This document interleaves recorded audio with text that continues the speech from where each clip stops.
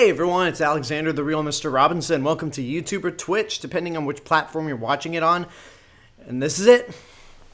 This is the end. For two reasons. We've made it to the end of the Harry Potter movies, but also this is the end of my Pandemic Watch Party series. After doing all the Godzilla movies, all the MCU movies, for now. Oh shit. I thought I muted that computer. Anyway, as I was saying, after doing all the Godzilla movies, all the MonsterVerse movies, and all the Marvel movies, MCU movies for now, because those series at the moment are ongoing, so I will continue to do watch parties whenever a new installment comes out on home video. And then after doing the Star Wars saga and the Harry Potter movies, it's finally come to this. So, before we get started, I want to go over the housekeeping, but I also want to say right off the bat, thank you guys for joining me for these watch parties. I know they haven't got the most views compared to other stuff on my YouTube channel, but I hope you guys enjoyed them. If you've never seen any of the movies that I've done beforehand, which, I mean, for Godzilla, it's probably understandable, but for the other stuff, Harry Potter, MCU, and Star Wars, whatever, not judging. I hope you enjoyed them. I hope you became a fan in some capacity. I'm just going to let some people, I'm going to give some people some time to get into the stream. I'll go over the housekeeping right now. If you subscribe to me on YouTube, but you do not follow me on Twitch, that is twitch.tv/RealMrRobinson. I plan to stream at least twice a week. I'll say that. At least twice a week I'll be streaming games on Twitch from here on out. I will, like I said before, I will be doing watch parties periodically for the Godzilla series, the MonsterVerse, and the MCU. The MCU is probably going to be more likely because, we know when all the movies are coming out. But with Godzilla and the MonsterVerse, we have yet to know when the next movie's coming out. So just keep your eyes open for those. If you follow me on Twitch, but you do not subscribe to me on YouTube, that is youtube.com/TheRealMrRobinson. It's my main hub of entertainment. Mostly movie reviews, but sometimes TV show reviews. And sometime next week, look forward to an announcement video. I might be doing it, I think I'll be streaming it live rather than pre-recording it and posting it up. And I think I might also stream it to Twitch because it might, it does concern the future of the watch parties and what I'm planning to do beyond that. So just keep your eyes open for that announcement video. And if you like what I'm doing on either channel and you want to help support financially, that is patreon.com/TheRealMrRobinson. You can help support me for only $1 a month. But if you want access to exclusive, well, you know what? I'm not going to mention the $3 tier because I'm going to be making some of the things I'm going to be talking about in my announcement video next week does concern Patreon. But basically, right now, if you want to help support the channel, you can donate as little as $1 a month. If you can't do that, that's fine. Subscribing to me on YouTube or following me on Twitch is good enough. And I only got 4 people in, but I think more people will jump in. More people seem to jump in as later on in the stream. But before we start, I want to give a shout out to Kikurin26, who subscribed to me on YouTube 4 days ago. Thank you for that. And then on Twitch, Dream18283891 followed me on Twitch. So thank you for that follow. And I think we're just going to jump right into it. This is the 10-year anniversary tonight. The 10-year anniversary of Harry Potter and the Deathly Hallows Part 2. And it made my best of the decade list when it came to favorite movies of the last decade, coming in at 3rd place, tied with Part 1, because, they complete each other. It's one whole story, but had I not cheated and put both movies together, Part 1 would not appear on a best of the decade list at all. But because you have to watch it with Part 2, it just combines into one great movie that really is pretty much like Endgame in the sense where it's this monumental generational finale, and it's going to be rare that you see something like this again. And enough yapping. let's just jump right into it. I really am disappointed that I didn't dress up as a Hogwarts student throughout all these watch parties, but it's summer, it's hot, global warming is a thing, so I don't know, it just was too much to dress up as a Hogwarts student. But I got a Hogwarts shirt, so at least I got that covered. And I did dress up for a Sorcerer's Stone, and I wore my robe throughout the majority of Chamber of Secrets, and some of Prisoner of Azkaban, so that's got to count for something. Anywho, enough yammering, enough stalling. Let's jump into this movie, and for the very last time, at least consistently, I'm pushing the play button right now.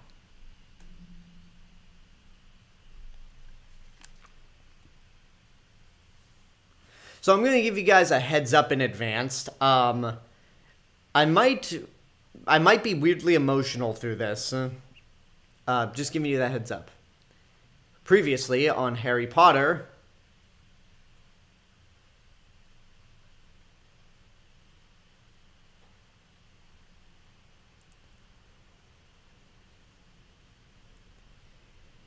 Yeah, it was smart to start off with the very last shot, or the very last scene of part 1. Hello there, Nick. Welcome to Twitch. Welcome to the stream. I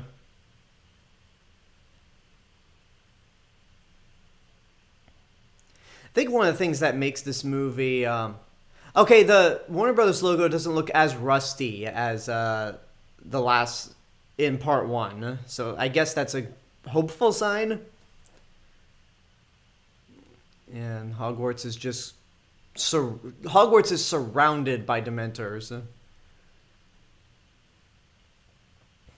there he is. Watching this, knowing the whole story, it really paints Snape in a different picture. Like, you kind of feel sorry for him. But watching this for the first time, seeing Snape look down at all those Hogwarts students, I just thought to myself, you bastard.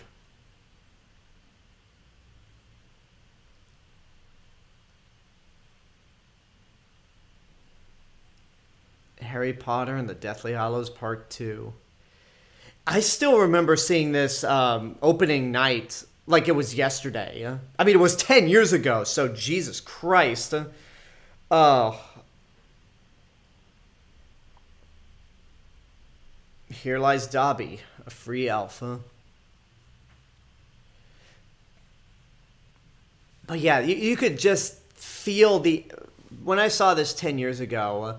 you could feel the energy amongst all the fans. Like, everyone in that theater was like, this is the last time we'll be seeing a Harry Potter movie. Until they do a film adaptation of Cursed Child. Blah. Until they do a film adaptation of Cursed Child, which I'm not looking forward to, because that story is terrible.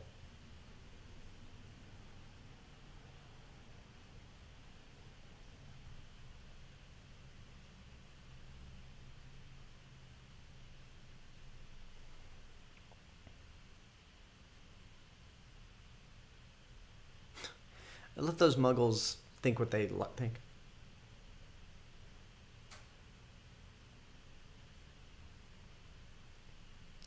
So this character, Griphook, he actually appeared in Sorcerer's Apprentice, but he was played... Alive? That's a good response. But he was played by Vern Troyer, which I didn't even know until... I didn't even know that Griphook was played by Vern Troyer until yesterday.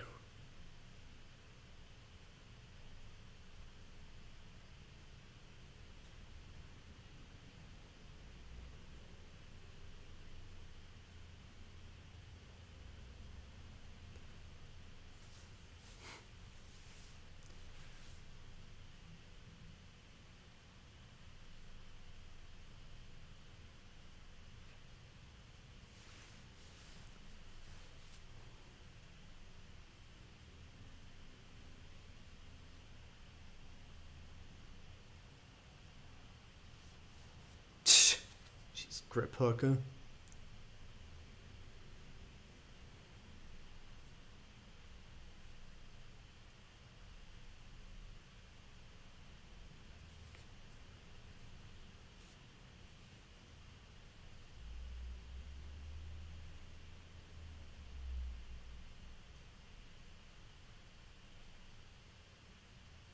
Hello there, Turner Jenkins.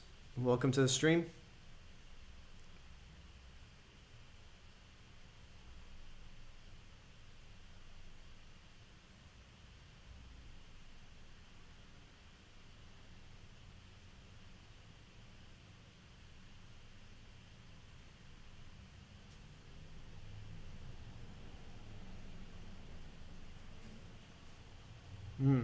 That could lead to something.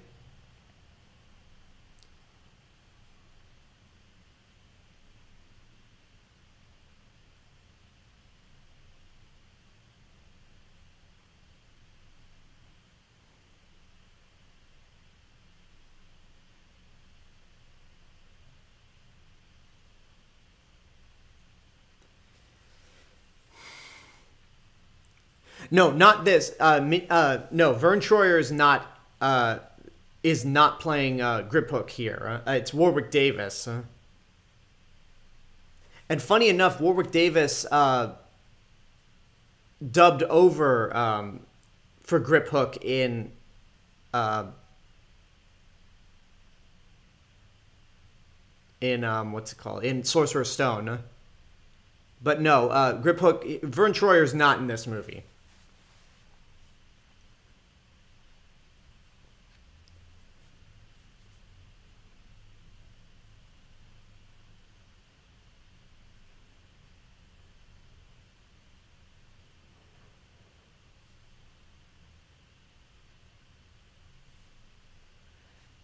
Yeah, that's a clear hint of Bellatrix Lestrange was very aggressive when she thought somebody entered her vault. It's like, that could be a clue. Hello, John Hurt.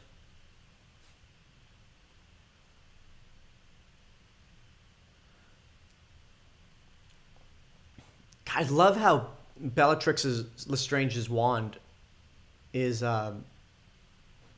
so distinctive.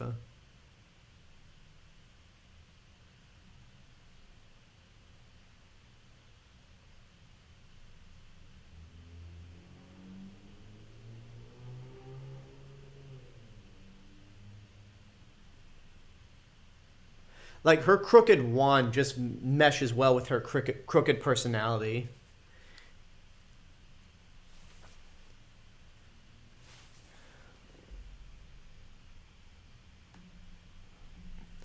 Hello there, Jedi Prime. Yeah, I knew that I think July 3rd was the 30th anniversary for T2.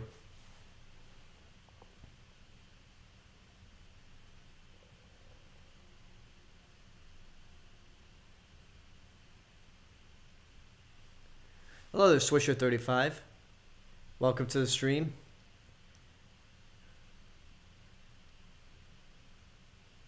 Leprechaun. You could have gone with Wicket the Ewok also.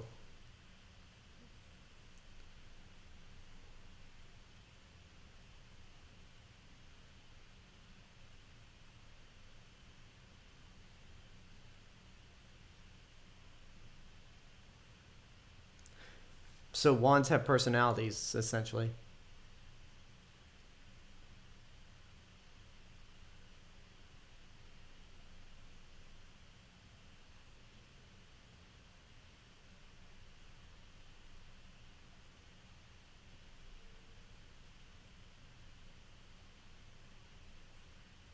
Which Harry has.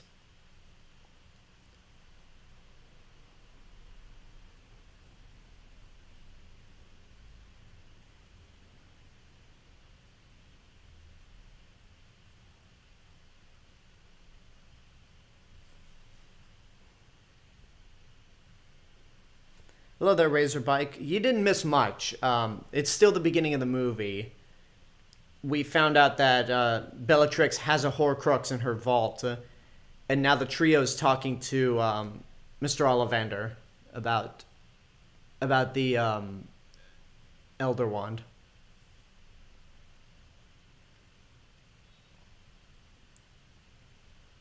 Oh, that's a shame. Well, I mean, stick around as much as you can, Razorback.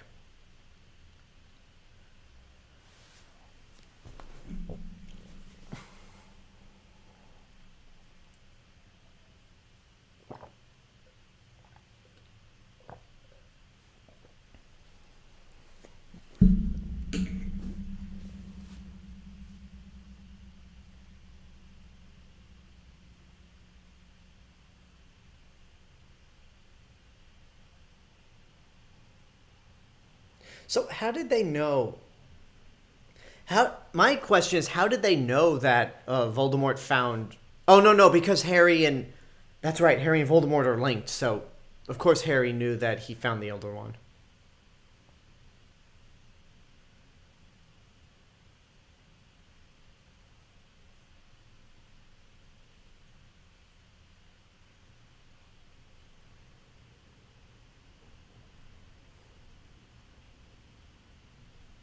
Are you sure it's not a cat? Because remember what happened in year two, Hermione. Okay, good. It's not a cat.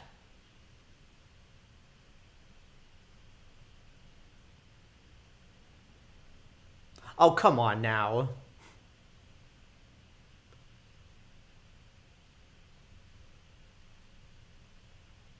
Just sort of Gryffindor fits in that tiny bag.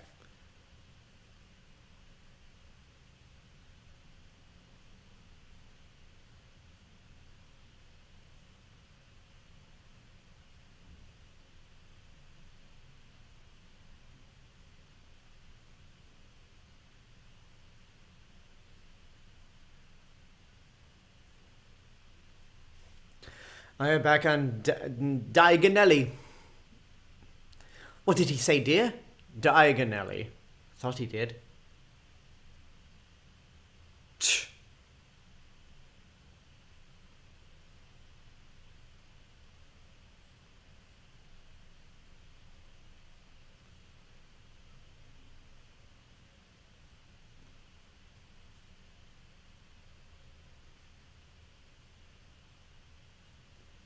You gotta give credit to Helena Bonham Carter for, like, she's absolutely insane as Bellatrix Lestrange, but she does a fantastic job at at playing Hermione, playing Bellatrix Lestrange, just being as nervous as possible.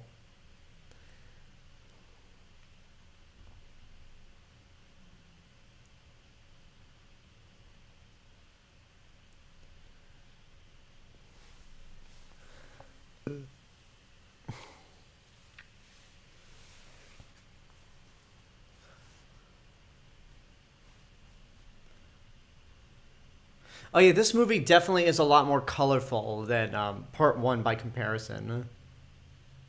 Whoa, just all disoriented and nuts.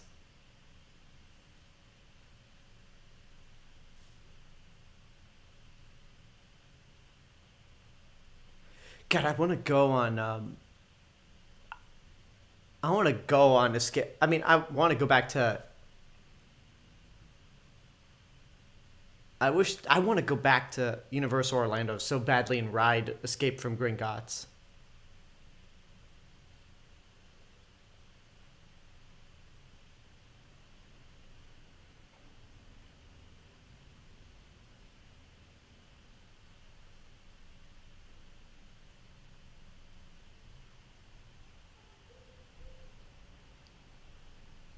Now, is Ron supposed to be just a random Death Eater? Because he's not really. Outside of the hair and the beard, he doesn't look like he's in disguise.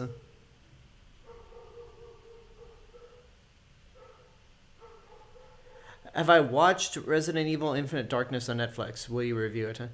I have not. I don't think I'll be. I don't think I'll be around to.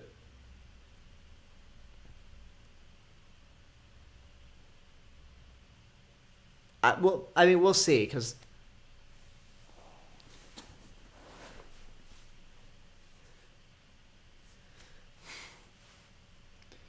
You have her wand. Or you could do an Imperium charm. And just have that goblin be as high as a kite. He is high as shit.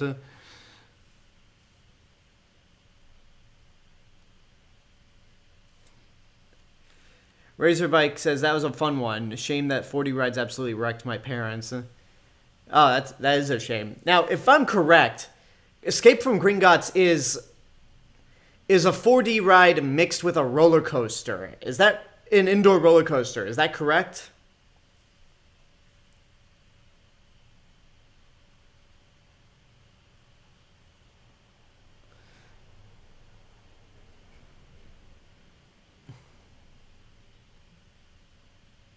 It's a waterfall, nothing to worry about.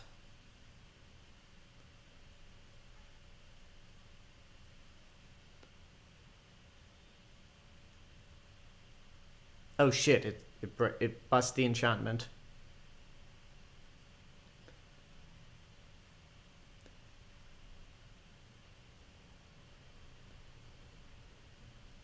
Boom!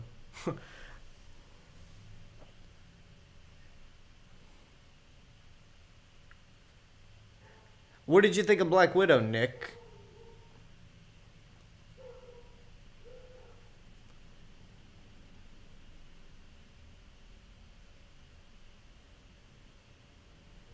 I mean,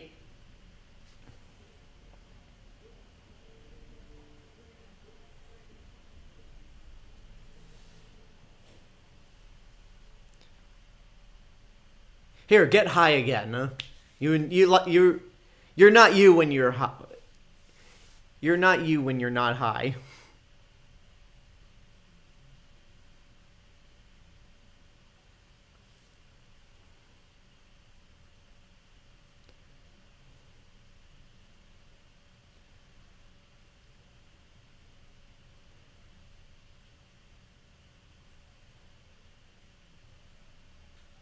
Ukrainian iron. Okay, I never knew what that dragon was until just now.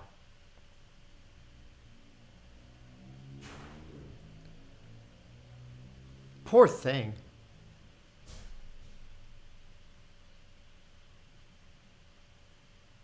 I feel so sorry for that thing.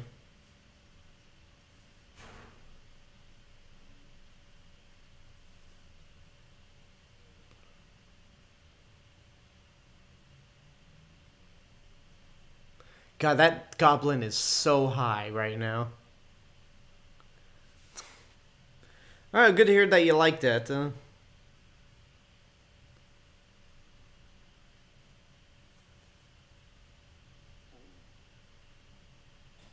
Good lord, Bellatrix has a ton of shit.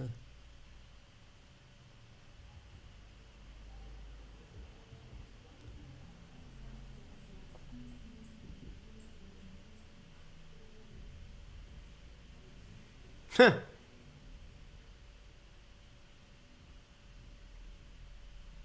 Yeah, that didn't really work out. If anyone can feel it, it's Harry.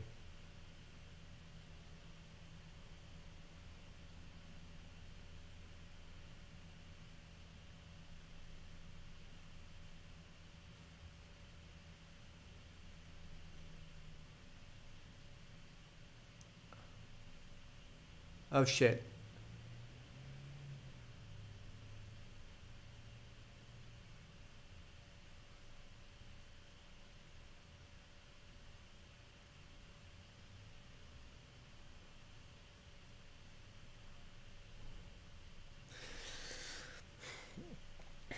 You know, I gotta say, like, having a curse that will multiply anything that you touch, that's a good way to get even richer.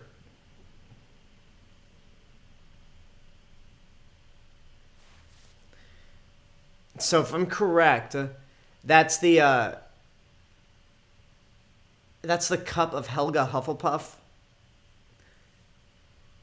Because outside of the Sword of Gryffindor, Voldemort pretty much turned every item that was important to the Hogwarts founders.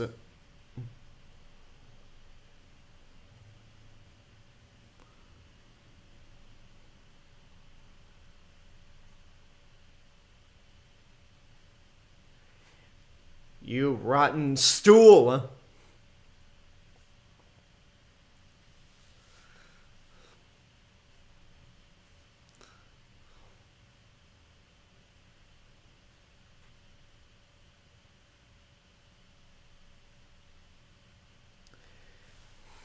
Grandpa, get back here.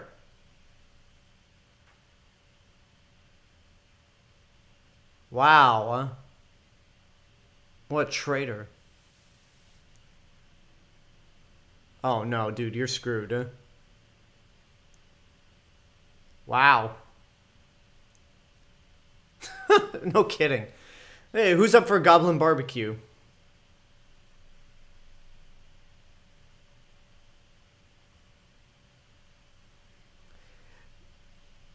Well, these are mad times, Hermione, so might as well just go with it.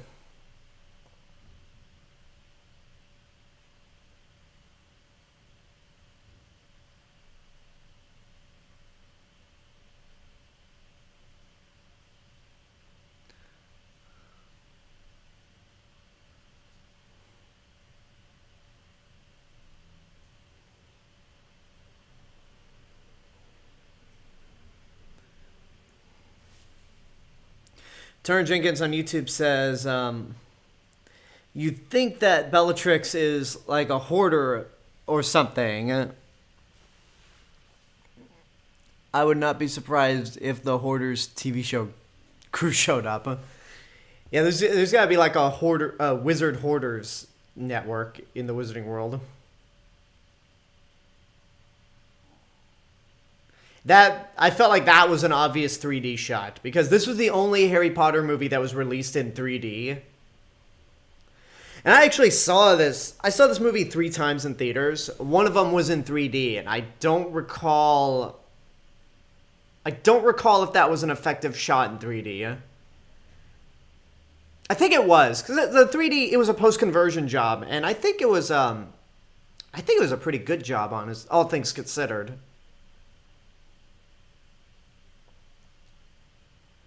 I know they planned to convert part 1 into 3D, but it never got a theatrical release in 3D because of time. So it ended up getting a 3D release on Blu-ray, which I own.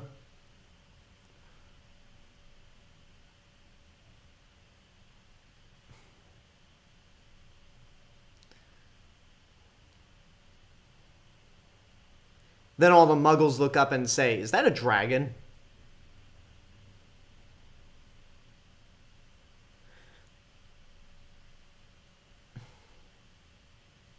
Yeah, this was the only Harry Potter movie released in 3D, yeah?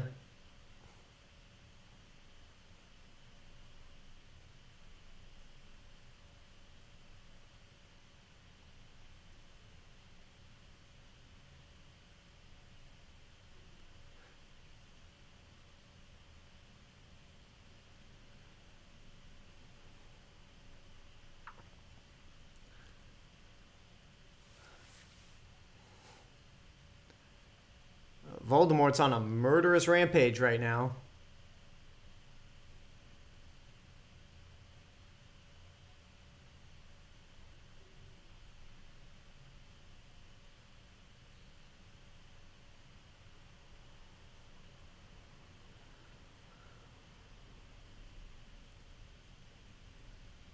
Oh, that's not good.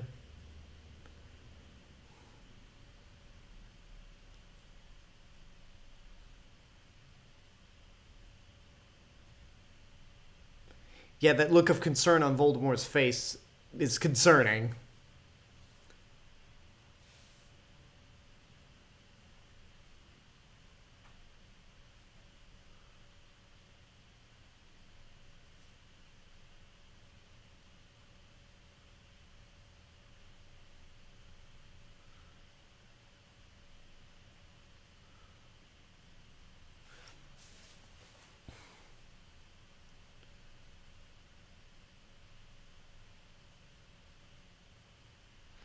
Is that hand sanitizer?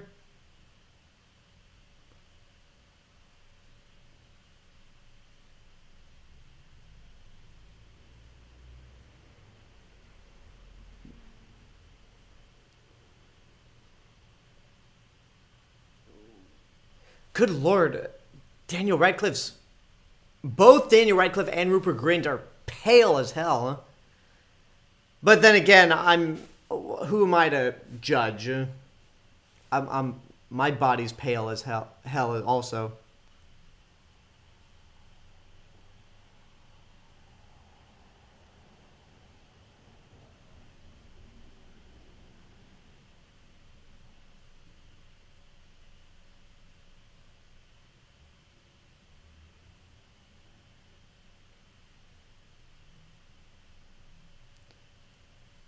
Well, he just massacred an entire room of people in the Malfoy manor.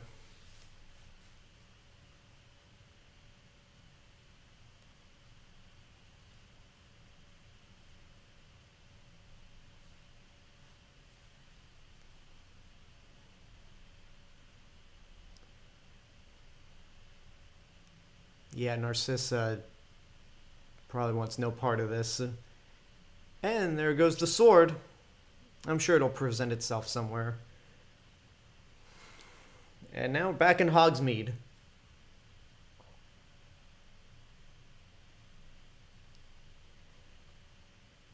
Is that a cat alarm?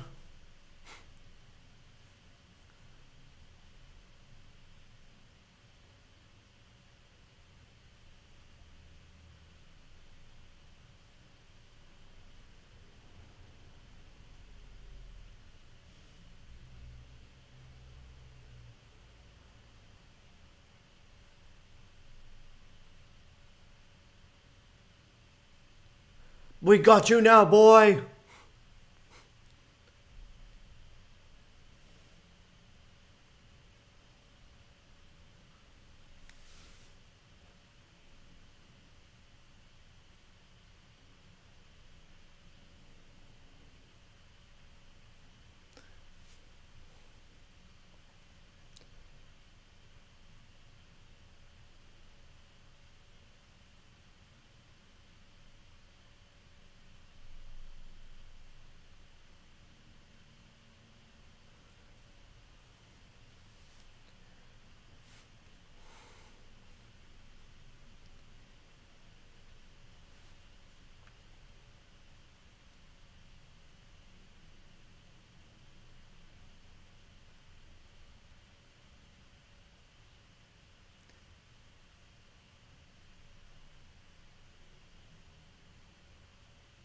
Hmm.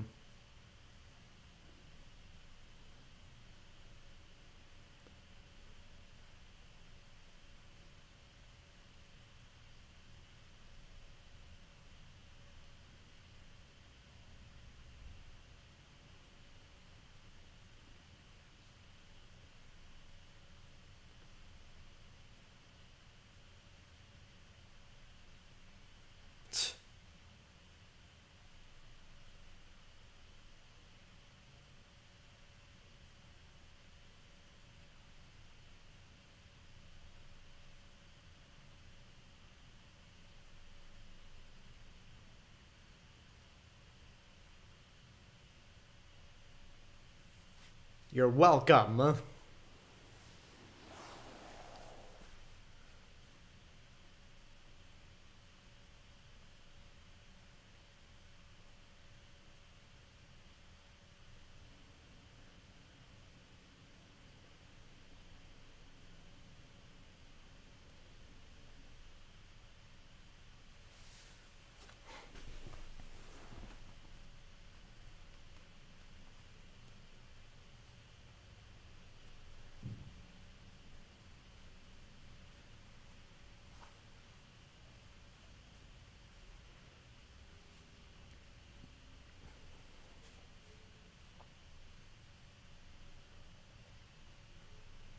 Uh,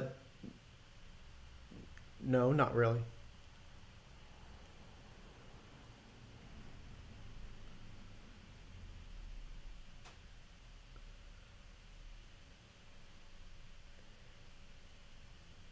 Okay, Razorback. Basically, the trio escaped from Gringotts. Voldemort found out that they're finding the Horcruxes, and now they're in Hogsmeade talking about. They're in Hogsmeade talking to Dumbledore's brother.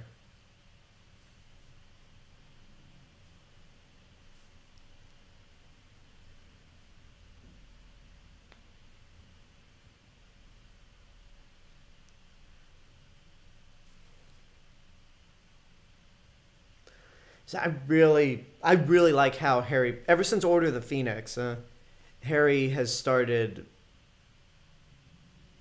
Harry has just started like, he's done taking shit from people. I mean, he didn't really take shit from Malfoy in the first four movies, but it's like from Order of the Phoenix onward, he really started to become more of a leader.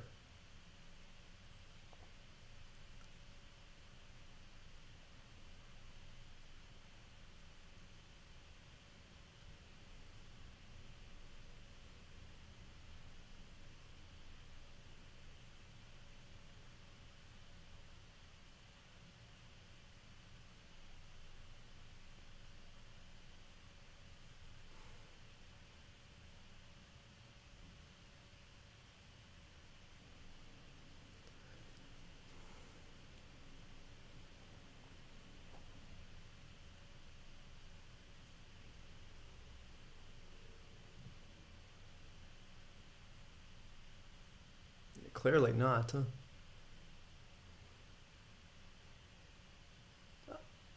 That was fast.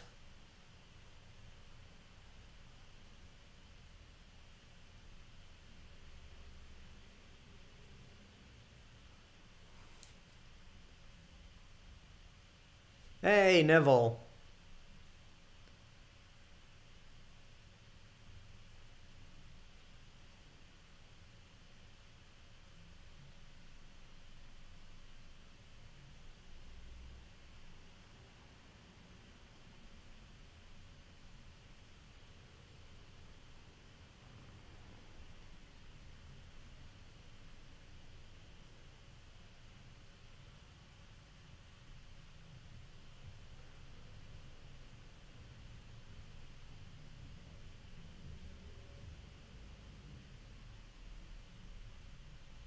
Jesus.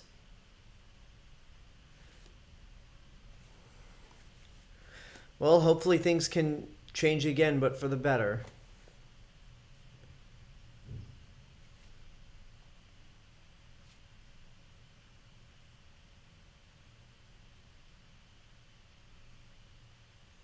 I want to give you a grand entrance, Harry.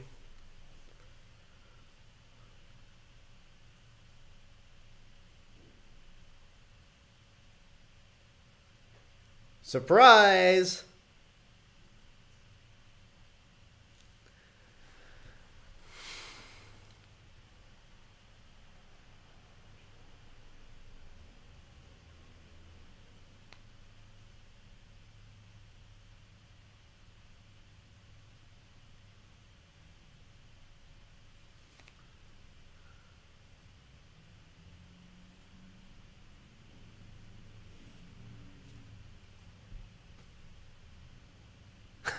That's a good question. Huh? We don't have a plan, actually.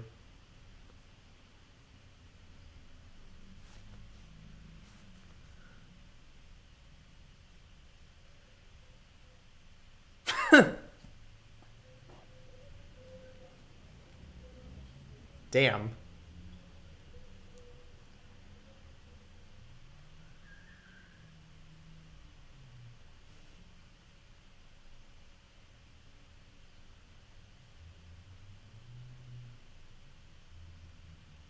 Luna?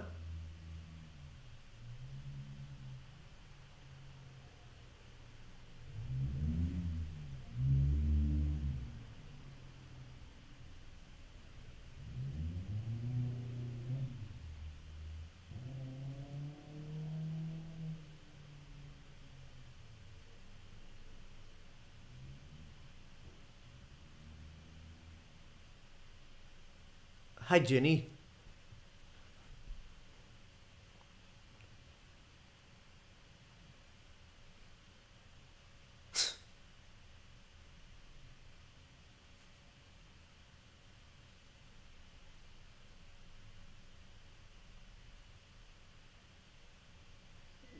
Oh, hell.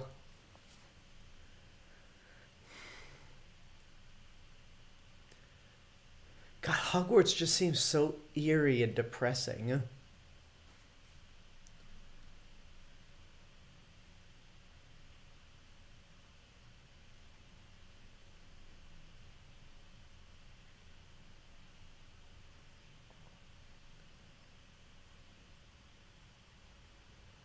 Like, most of the movie, this movie's more colorful than the last two movies, but this Hogwarts is colors but sucked out completely.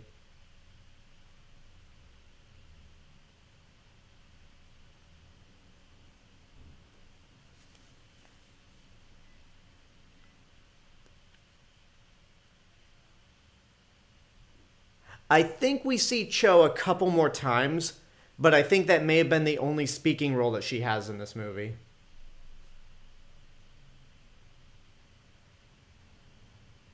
Mr. Potter.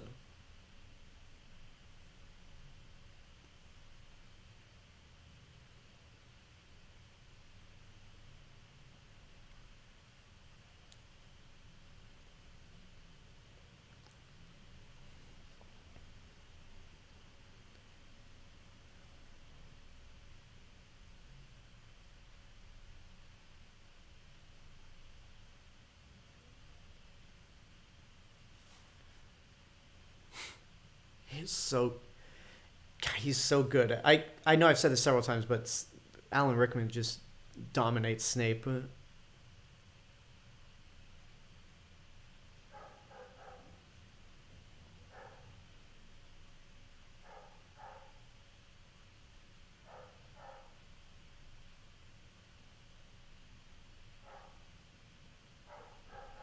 No.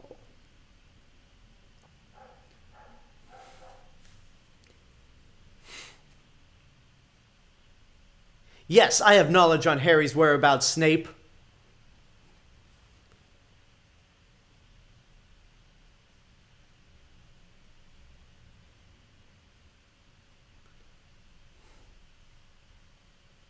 Yes.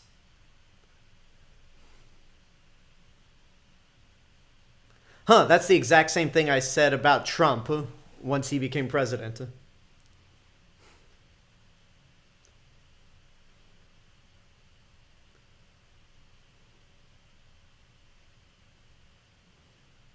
I just love how McGonagall gets in. Like, finally, she gets involved.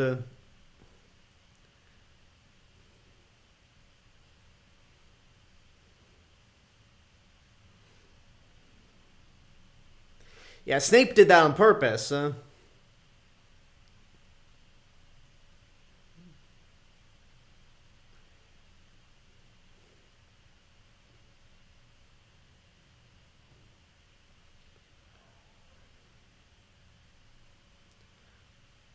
Harry boy.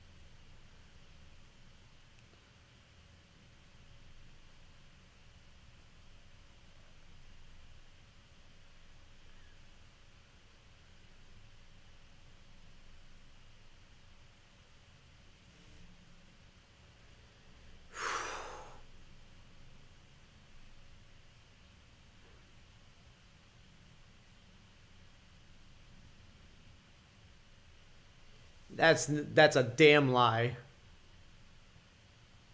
That that's a goddamn lie.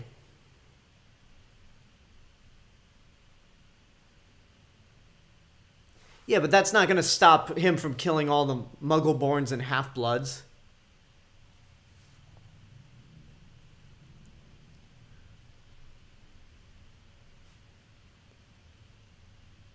Jesus. Like hell you are.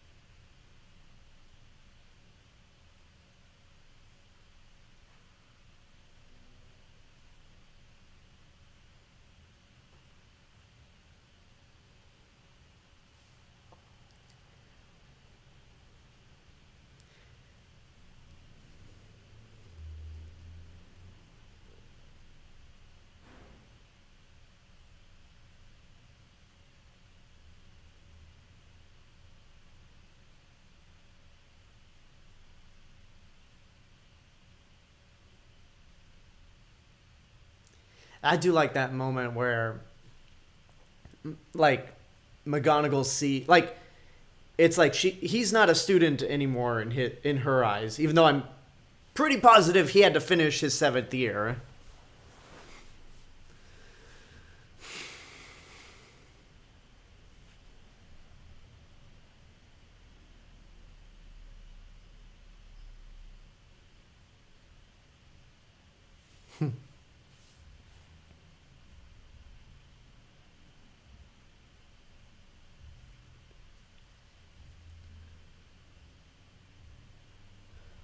Oh yeah, the Marauders map. It's a shame we won't actually see the Ravenclaw common room. At least until Hogwarts Legends, whenever that game gets released.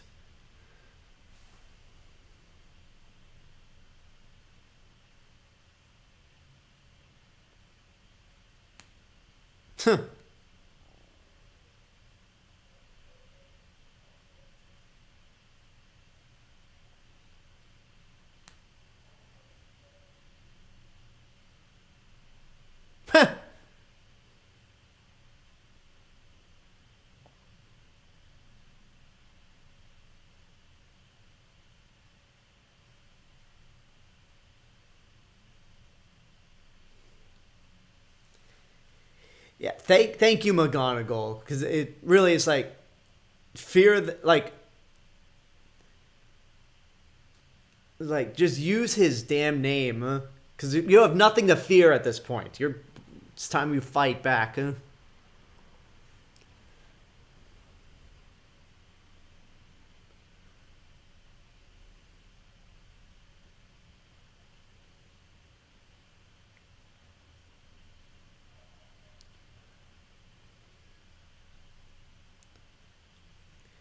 So again, going back to Half-Blood Prince and how they cut out that big battle at the castle. Cinematically, I think it would just been too repetitive to have 2 battles at Hogwarts going on at the same time. Oh, also another detail that I kind of wish they kept in was since Slughorn is a Slytherin and was once the head of Slytherin House, I would have liked to see a moment, because I think this happened in the book, where Slughorn confronts the rest of his all the Slytherin students and tells them, "Look, you're going to have to pick a side, and who is going to be willing to fight up against Voldemort?" Just a little thing to show us that, yeah, not all Slytherins are bad.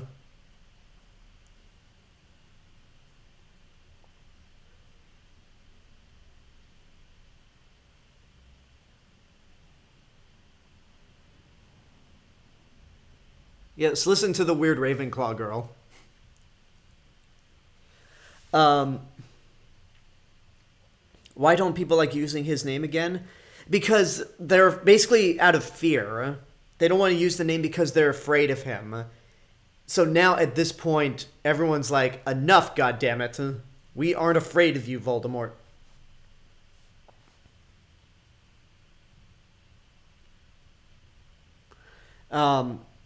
Hello there, future filmmaker 39480 reviews. Yeah, I mean, Alexandre Desplat's score for part 1 was kind of forgettable, but his score for part 2 is probably the best since John Williams did the first 3 movies.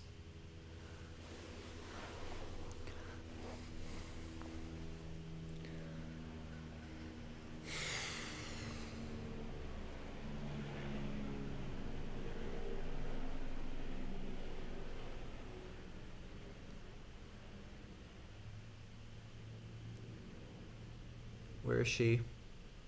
There she is.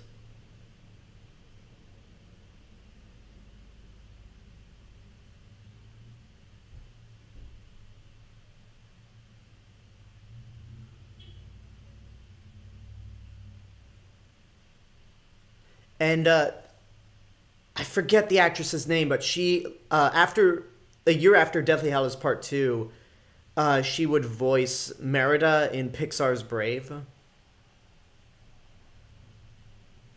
Because she's a Scottish actress. I think Kelly MacDonald.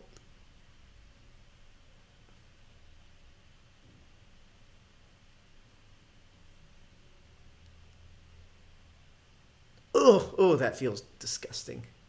And all the color just got sucked out of Harry as she crossed through. And she's also was on Boardwalk Empire. Kelly MacDonald, thank you. So I was right.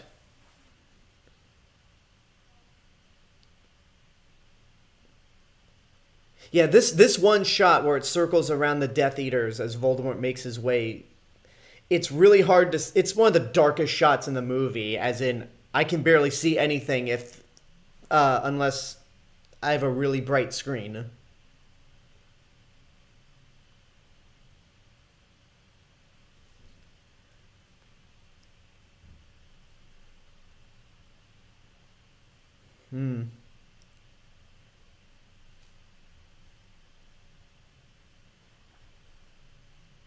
Yeah, they never learn.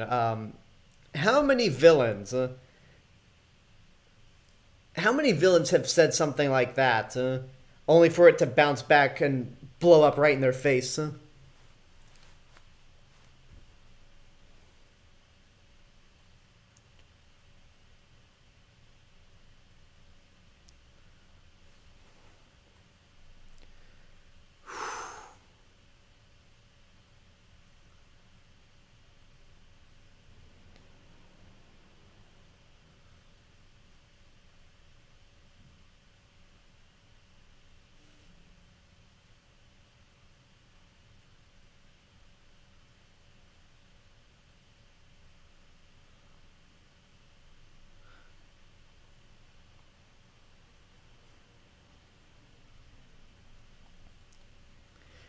Mood swing. I mean, I get why, but that was just so sudden.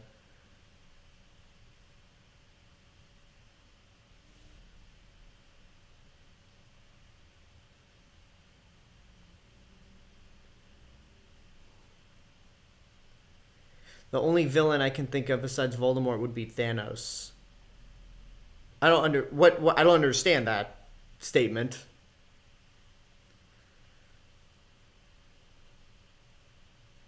Do it, Helena.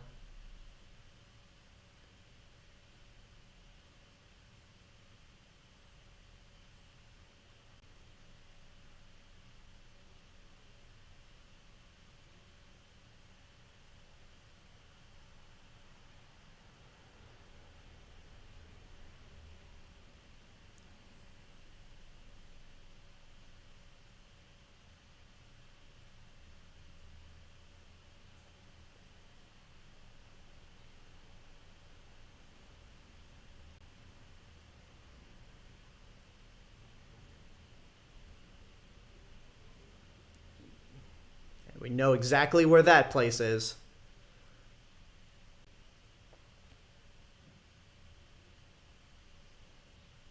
It's like, excuse me, out of my way.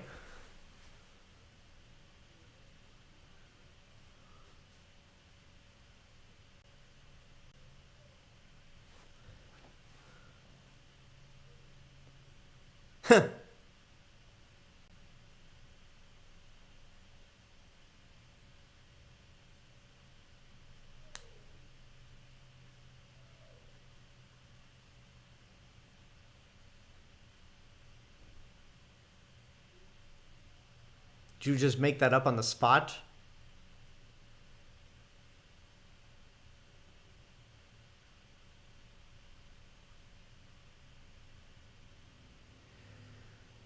Yeah, the one point when Fred and George are not all cheerful, it's like they know the danger that's going to happen. By the way, I don't know if you guys ever seen the individual wands for the characters, but I think it's Fred's wand.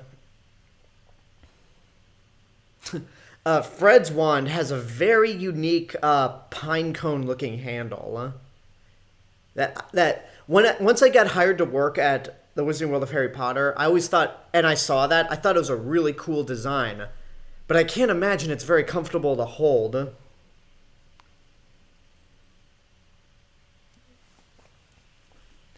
Uh, what I meant by that statement is when you asked the question about how many villains say they never learn and it fell back on them. That's what I meant by that last statement. I mean, there is also Palpatine. Oh, those poor bastards. And even then with Thanos, he did win at first. The Death Eaters will remember that, Neville. Again, I love how 6 years later, 5 years later, because this is Harry's 7th year, and he killed the Basilisk in his 2nd. I love how the Basilisk is just, it's still in that same position, and it's just a stripped away skeleton. You can do it, Hermione.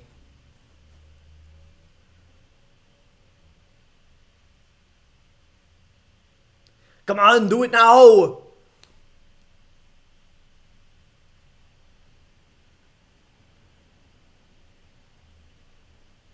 Oh shit. Run!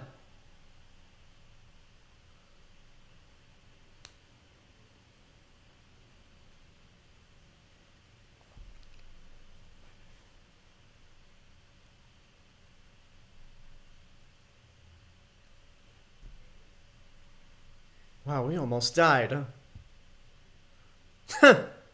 And everyone cheered when that moment happened.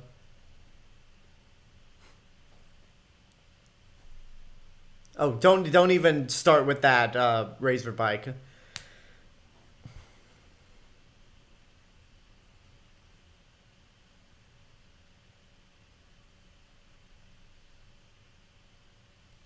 Alright, I think now I remember there was an interview between, I think it was Rupert, it may have been Rupert Grint or Emma Watson. I'm pretty sure it was Rupert Grint, where I think he talked about the kiss, and he just said, you know what, I don't even remember much of it.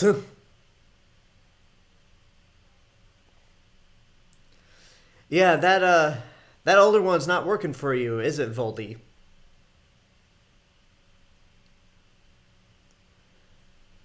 I mean, he destroyed the shield, but that's but yeah, Voldemort's having some real problems with the Elder One.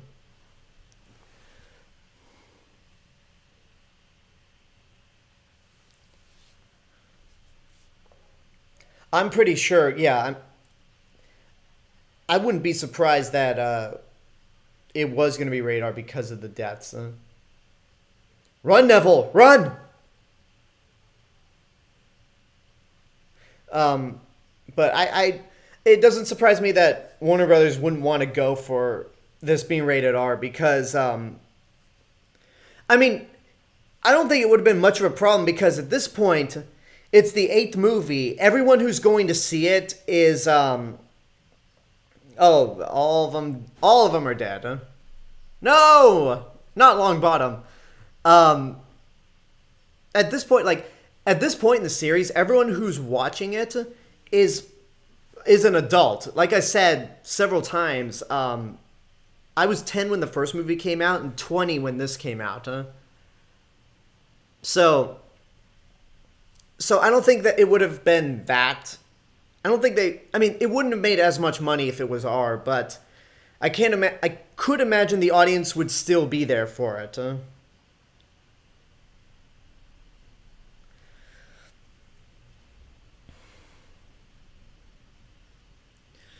Yeah, that is a scary-ass troll. Huh? We've come a long way since the Shrek-looking troll from Sorcerer's Stone. Huh?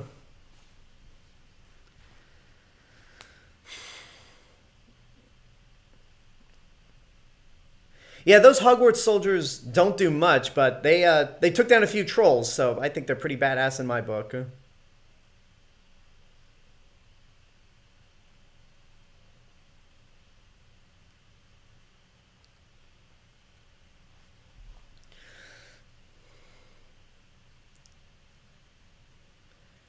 Oh, no, you don't. Get back out there, Death Eater.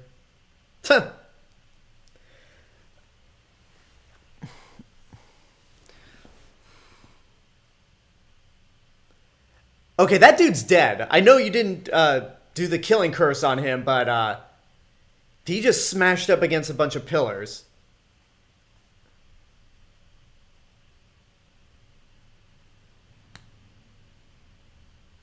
Dead by dawn. Dead by dawn. Dead by dawn. But I'm pretty sure, if I'm correct, I don't think Neville and Luna get together. Follow me, you two. Wait, what about Crab? Forget him. He's stuck in the dungeon.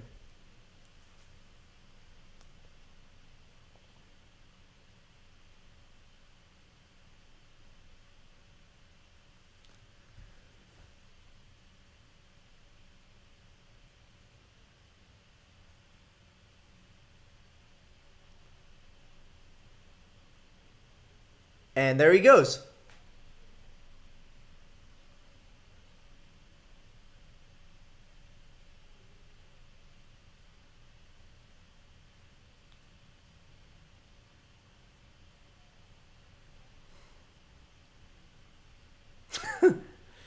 Oh, nice how the tables have turned. Razorback says this may have been around my 10th movie I saw in theaters, if even that. What real? Wow. Okay.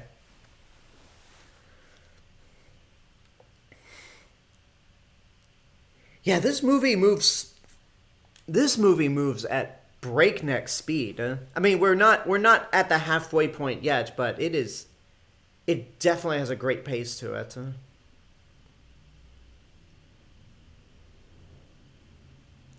And I actually did when I reviewed this movie and when I reviewed the Harry Potter movies 5 years ago, I actually did watch both Part 1 and Part 2 back to back, and it just feels like such a better and richer experience. Oh yeah, there's the statue of the first headmaster at Hogwarts.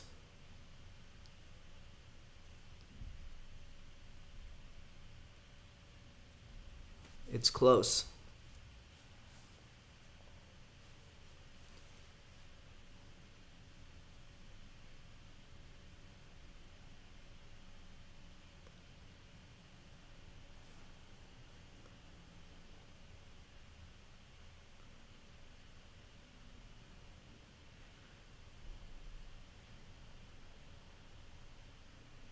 Spider-Man 3 was the first movie you saw in theaters, Razorback. That's interesting.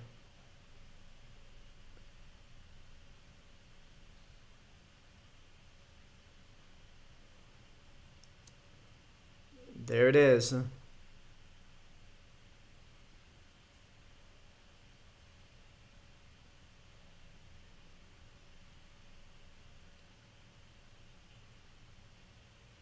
shit.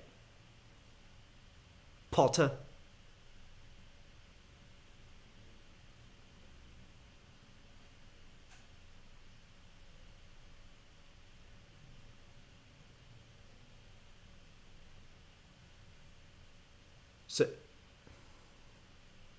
So did you need to use your mommy's wand, Draco?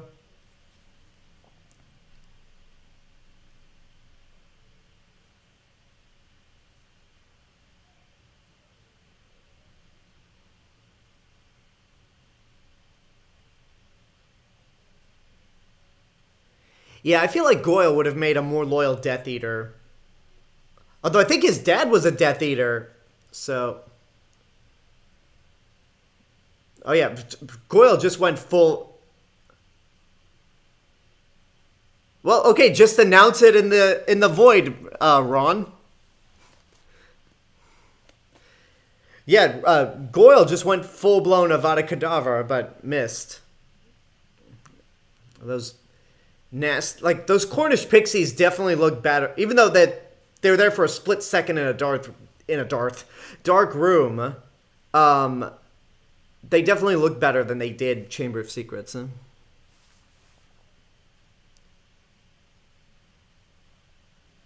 Oh shit! What happened now?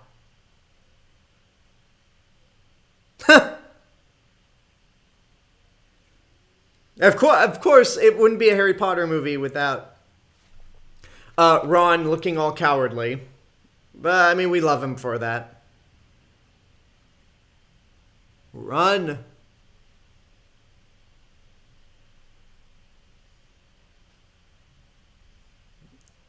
Yeah, Goyle's not the brightest, is he? Just throw the one, you dumbass.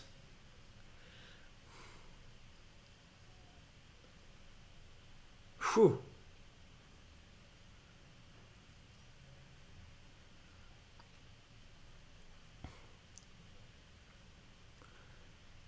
Jeez, fire all over the place.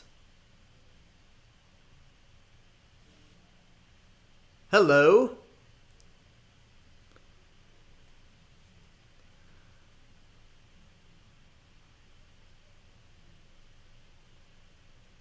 You brought that shit upon yourself, Goyle.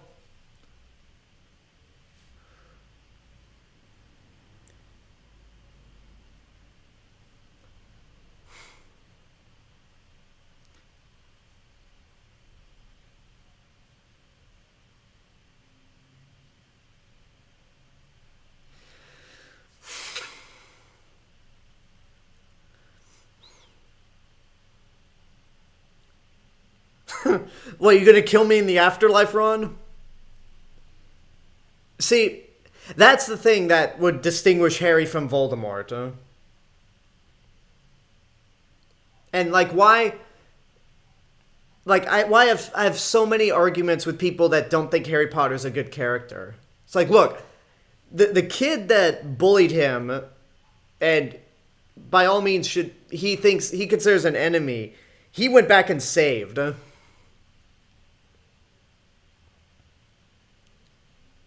Close the doors. Whew.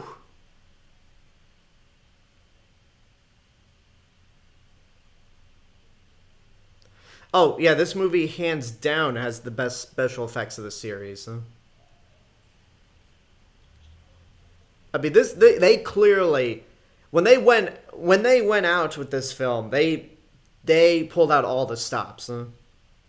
And this is the third one's still going to be the best, but for me this is not far behind.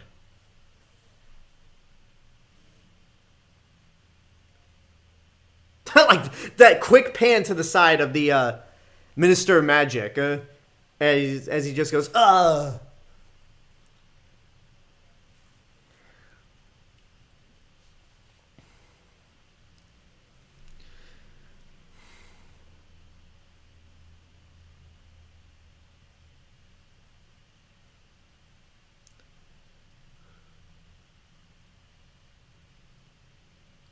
That you know of, huh?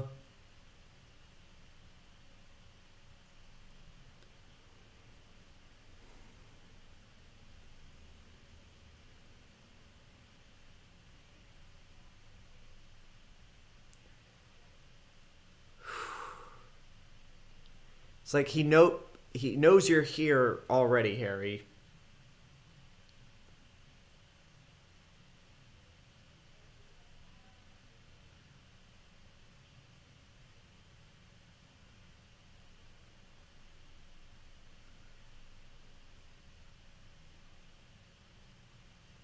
Jesus, Lucius is not looking himself.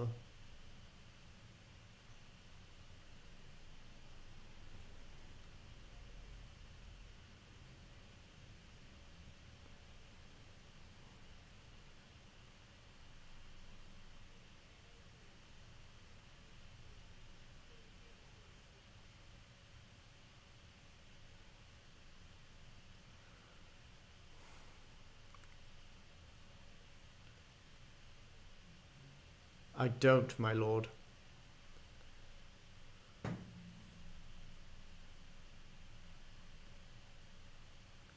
Bring him to me.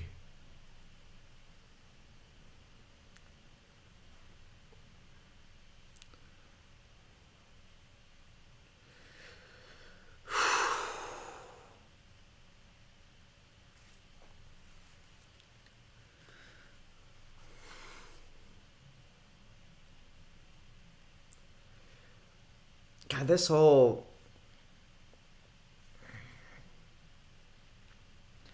like this shot, like it's not a single shot, but this whole sequence of them running through Hogwarts during this giant battle. It's it, and the music, it just all blends together so perfectly. Again, that troll looks so much better and less and more scary than the one from Sorcerer's Stone. Yeah, Aragog's not around, so of course the spiders would attack.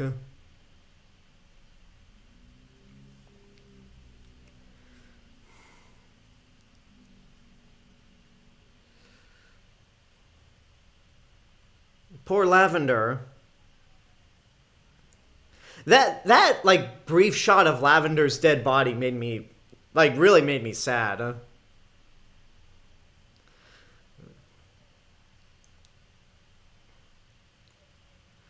That's a Patronus spell right there.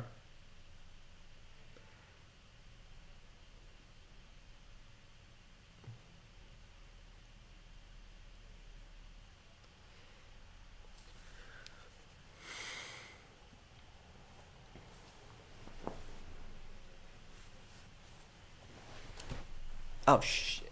Okay, it didn't move that much.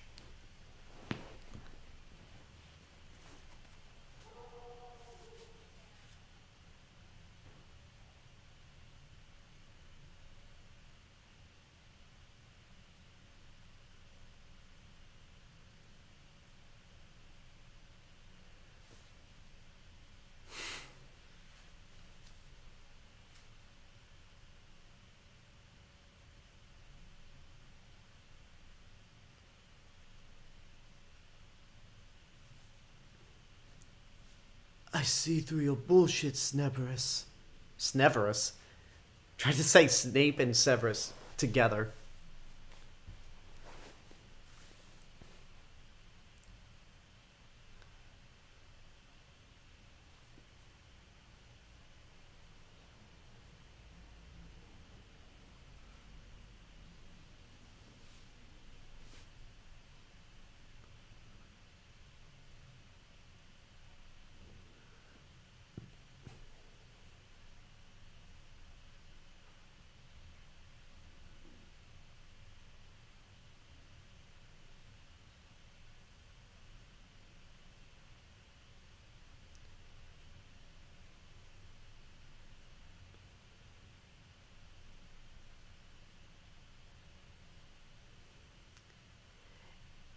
Yeah.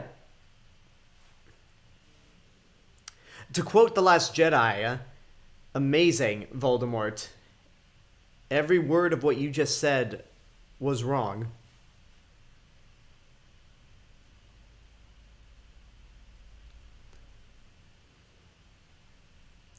Jeez. I didn't know you could slit throats with a wand.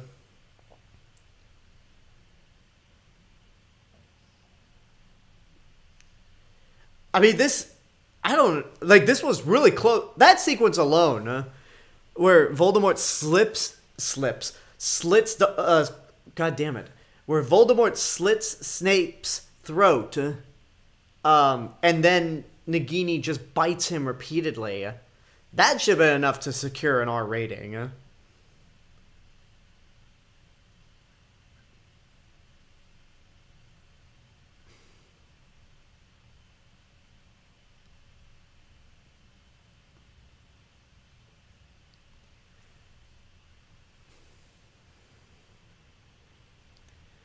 Yeah, now we get the full story with Snape.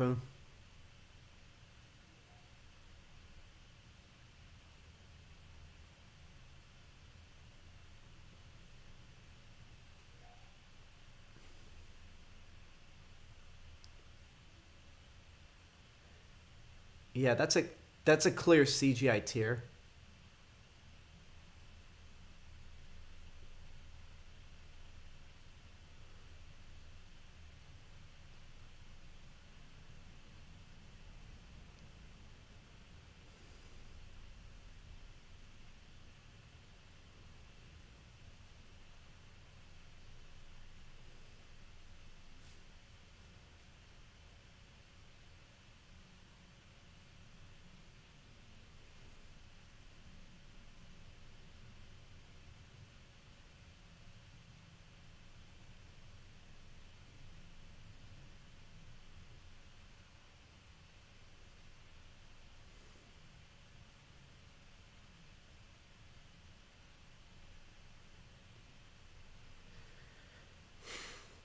Turner Jenkins on YouTube says, I gotta say, with Snape finding out that Lily was dead is much better in the movie. In the book, he finds out and cries in Dumbledore's office, but in the movie, Snape sees and holds her dead body.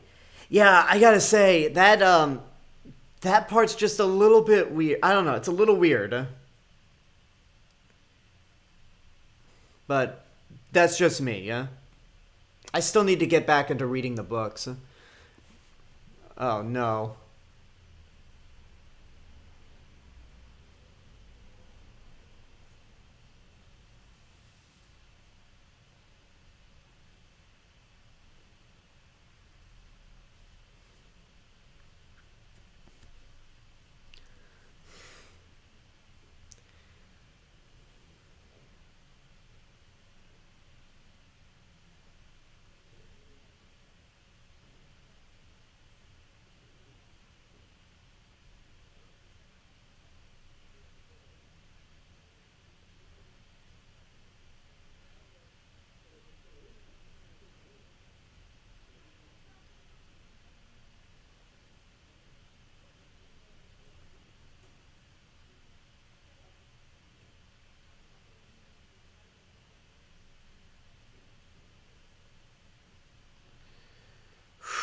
All right, Razorbike on YouTube says, so why did Voldemort have him killed again? Voldemort realizes that the Elder Wand is not completely loyal to him, and in order for the Elder Wand's allegiance to stick with Voldemort, he has to kill. Like, the allegiance to the Elder Wand is to whoever killed its previous owner, and so Voldemort thinks it's Snape because he killed Dumbledore, but that's not the case, as we'll see later on.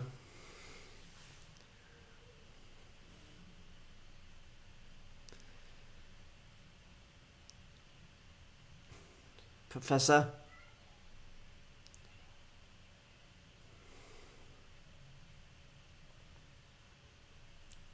Yeah, it's just so depressing. There's Emma Thompson again. Oh yeah, I think that was Lavender. Because I think that was one of the twins. I think the other's still alive. I hope. Who's the dead ginger? Oh, fuck me. I think that was Fred. But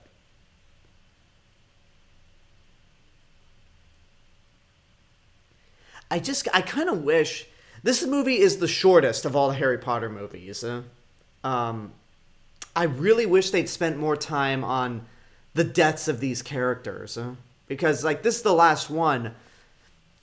Like the characters that we've grown to love, I wish we got like a proper goodbye to those that passed.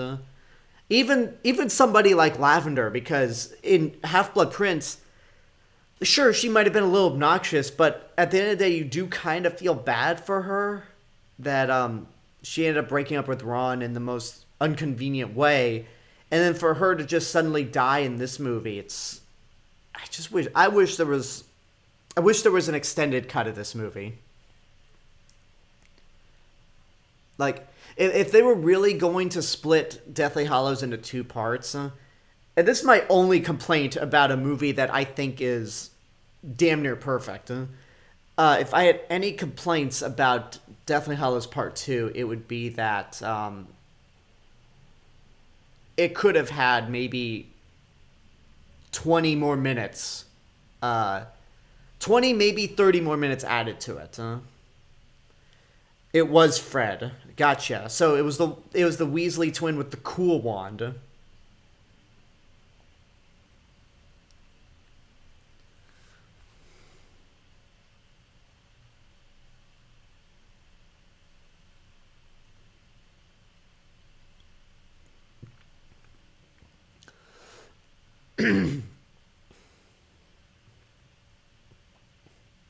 Quiet, Petunia.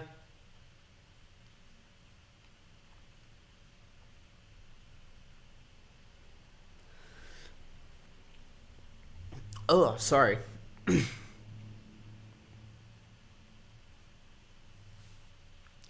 Again, me saying that I wish we had 20 more minutes or even 30 of this movie just to like go over some of the character deaths is not too much a complaint, because I know the book exists, and if you want the full context, you can read the book, which I still need to get around to. And again, I still think this movie is damn near perfect. Like, within context of the rest of the series and how great of an ending this is, it is perfect.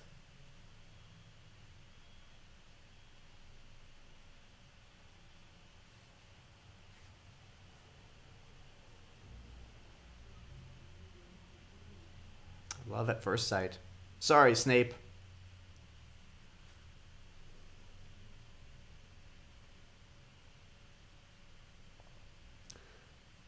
Yeah, you do have to admit that James Potter is a bit of an ass at times.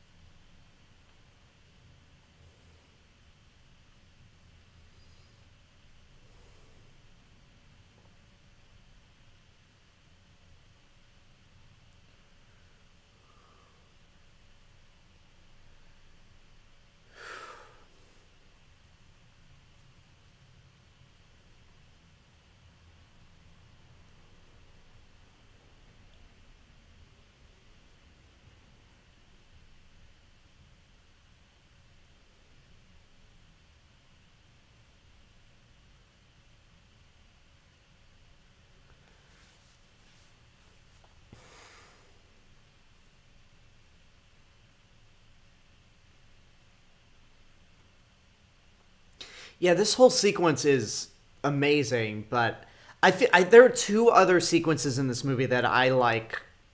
I like more than this, and they're probably more subtle. Especially one sequence that I don't think enough people talk about.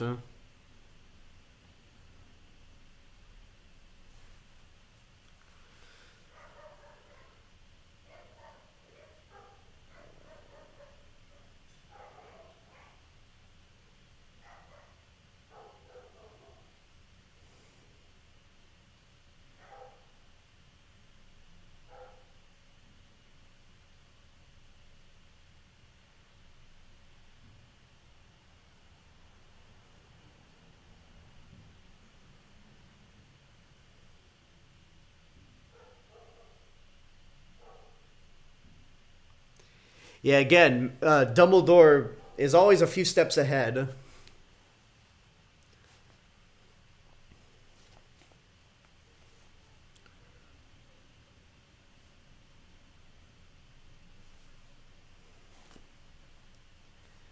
Heard how many deaths in this movie outdo the deaths in Transformers the movie. I guess so, but I mean, but with Transformers the movie, they literally kill nearly every major character. I mean, that Transformers the movie is the animated version of Game of Thrones by comparison.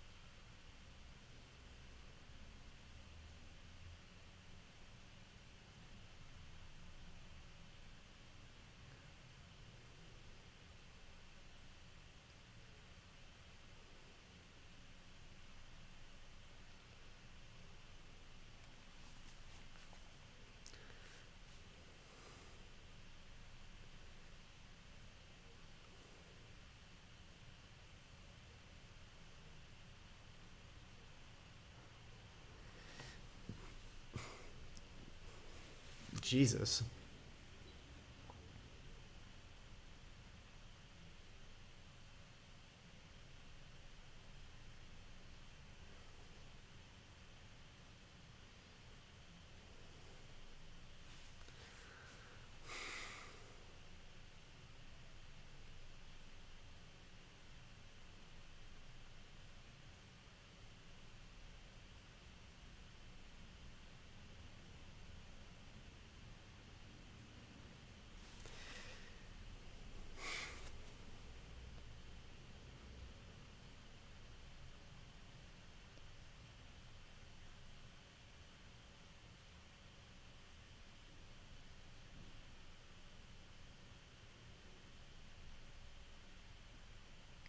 Well, there you go.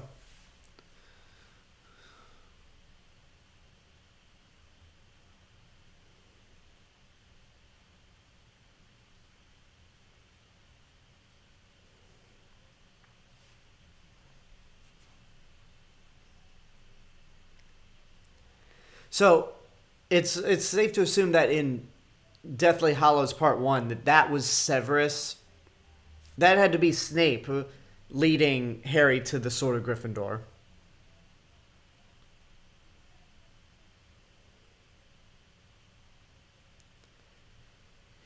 So that explains why Gryffindor cheated at the end of Sorcerer's Stone, because Dumbledore's probably like, you know what, Harry's got to die, so let's just give him, let's on his first year, let's just give Gryffindor the House Cup. But yeah, Harry, like, they say Harry, he said that Nagini the snake was the last Horcrux, but Harry was the Horcrux that Voldemort did not mean to make. It's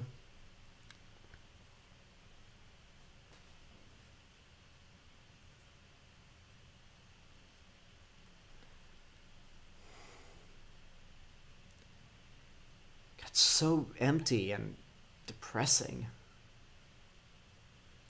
Like, it really is a bright it really is a contrast between Sorcerer's Stone and now, where Sorcerer's Stone was full of life, it was colorful, it was gold, pretty much.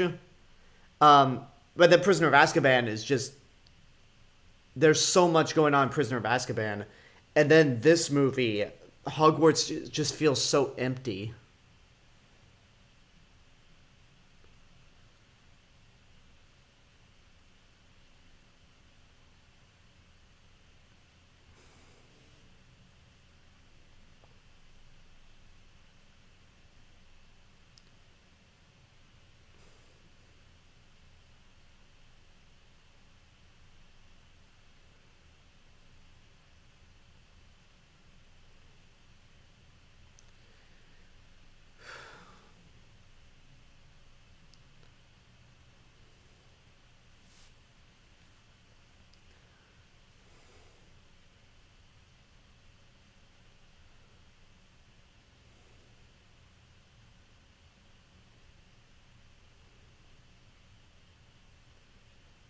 I know it's a tiny nitpick, but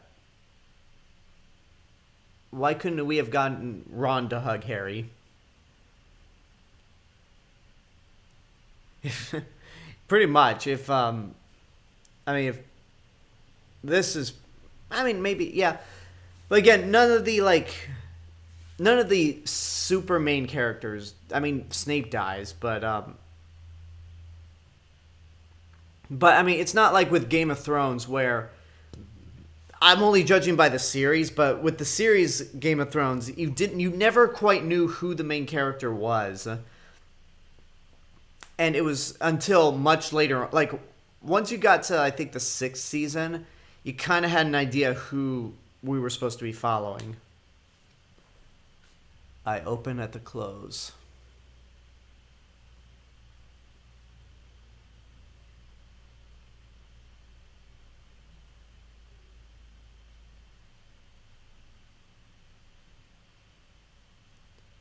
So this sequence is one of my favorites.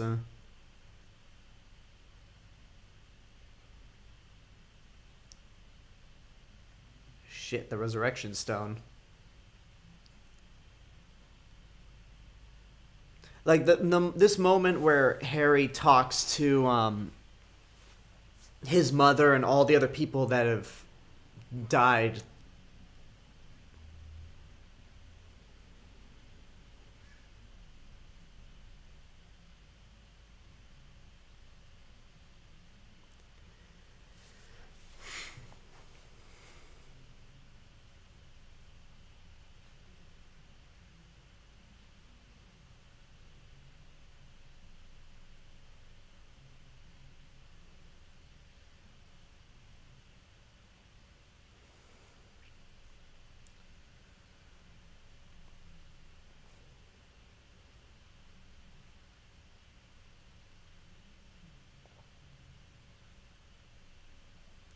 Like I really can't imagine.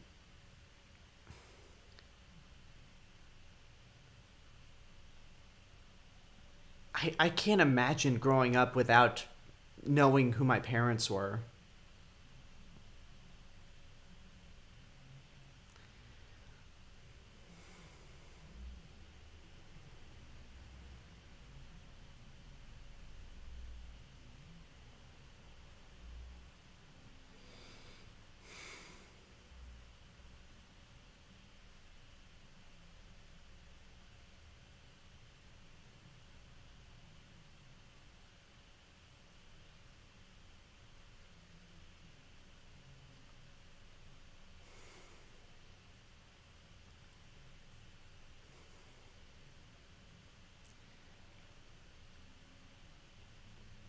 Yeah, the thing is, I never actually saw it. I never saw it as these characters dying to protect Harry. Yeah? I just saw it as like they're all fighting for against the same evil. Regardless of whether Harry's around or not.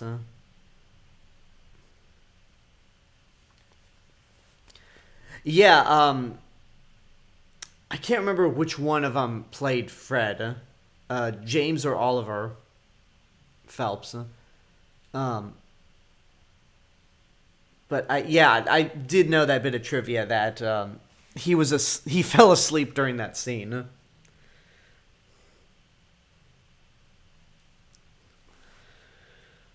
So the resurrection,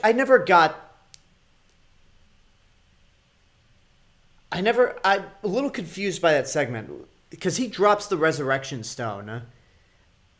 Was that stone just so he could see the people in his life that he loved who died, and that Voldemort just destroyed the Horcrux part of Harry?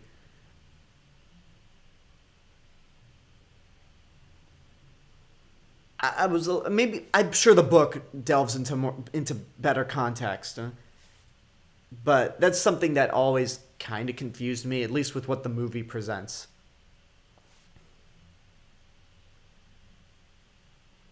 There he is. There he is. What is that from, huh? When somebody says, there he is, like that, huh? So I know that's from something.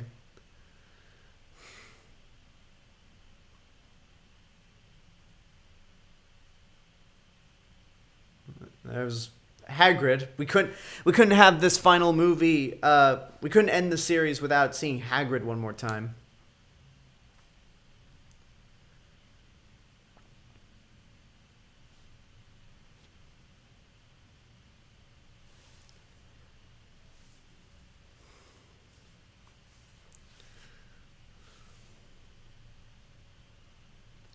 Come to die.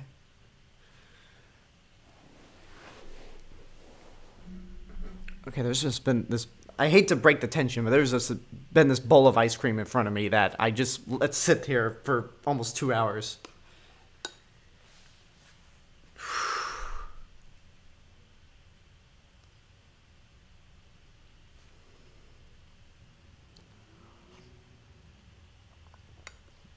Now it's mush, but sometimes I like eating ice cream as mush.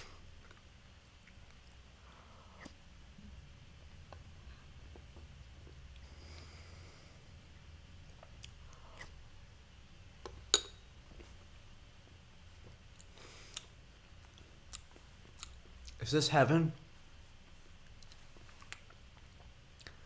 Or have I just gone to hell? What is that? Something under that bench there.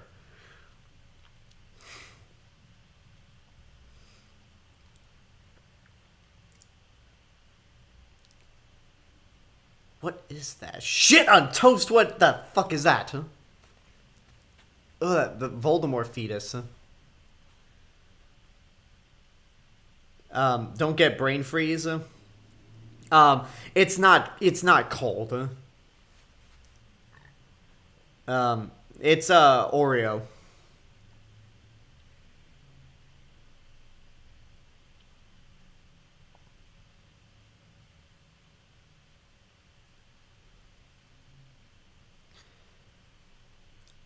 A monstrosity, Harry.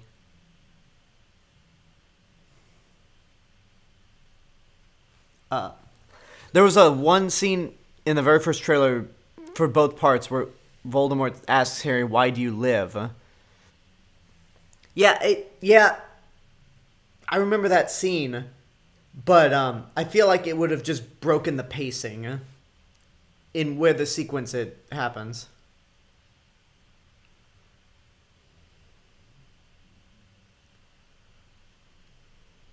Some Gollum-looking monstrosity.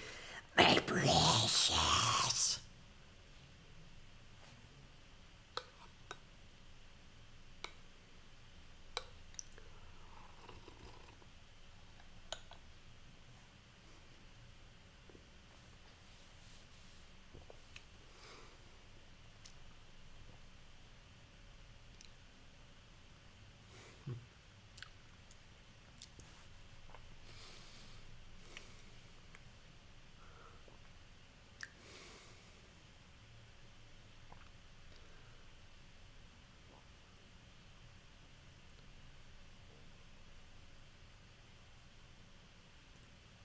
So you could either die, or you could go back to the living and finish him.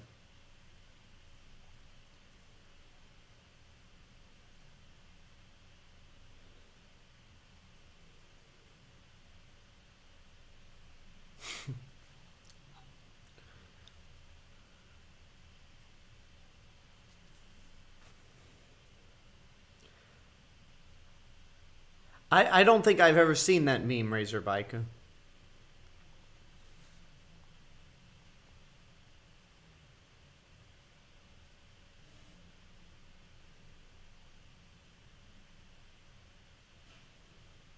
It's like...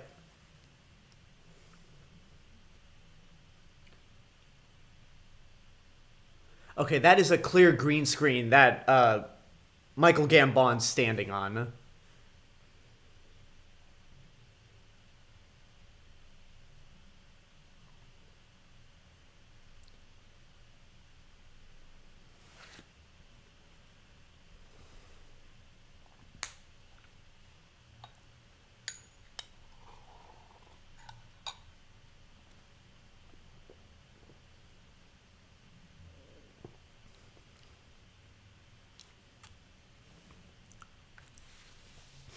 Keep that in mind.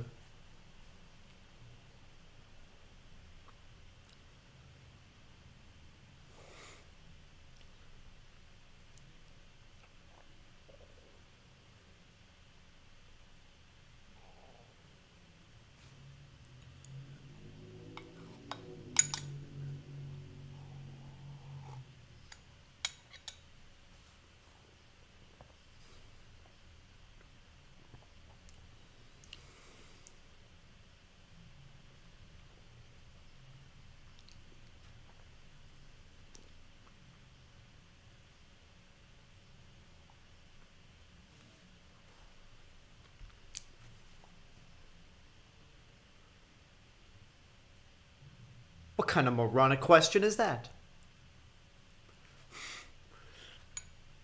Alright, I'll be going now, Harry, because you asked a dumb question like that. I'm not answering.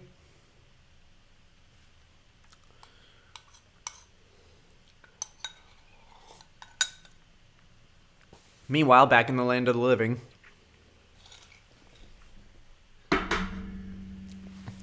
Of course, Voldemort. Okay, this scene right here might be my favorite non-action sequence in the entire movie.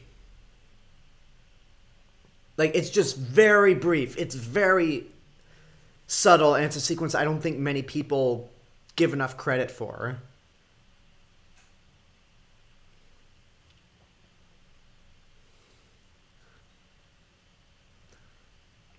Because Narcissa knows that Harry's alive, huh?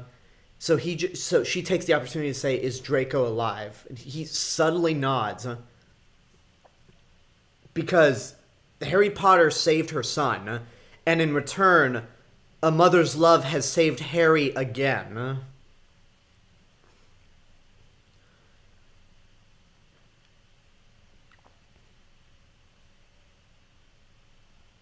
Again, I still can't believe Helen McCroy passed earlier this year, because she didn't get to she doesn't do a whole lot in these movies as Narcissa Malfoy, but that one moment, that one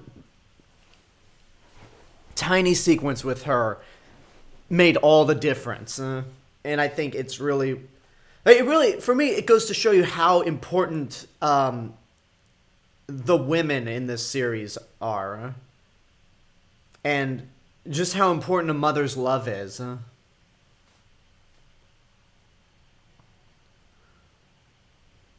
poor Hagrid. My favorite scene in the whole series. Well, like I said, that one moment with Narcissa Malfoy is right up there as one of my favorite moments in the series. But that's a tough question. Huh? That is a really tough question on what I think my favorite moment, absolute favorite moment in the series is.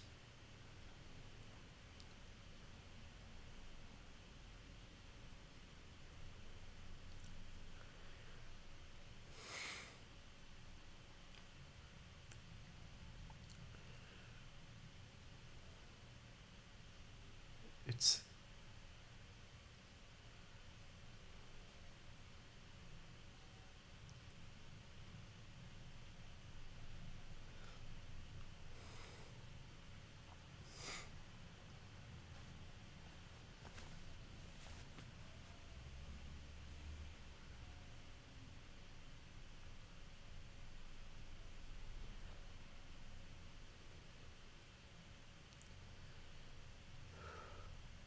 Wait, did I see the other twin? Never mind.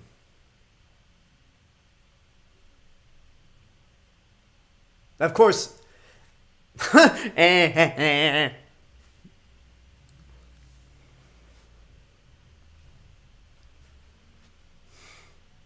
Of course, Bellatrix just gets up on a tiny rock. And she was the loudest laugh right before Voldemort.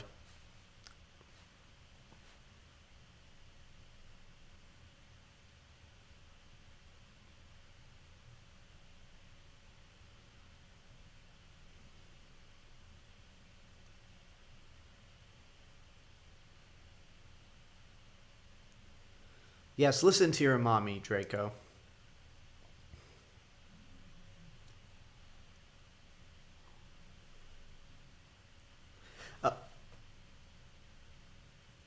And here we get that creepy uncle hug.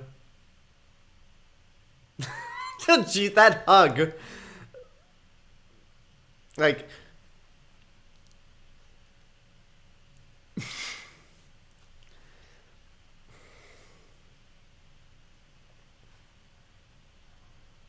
Oh, Neville, not you too.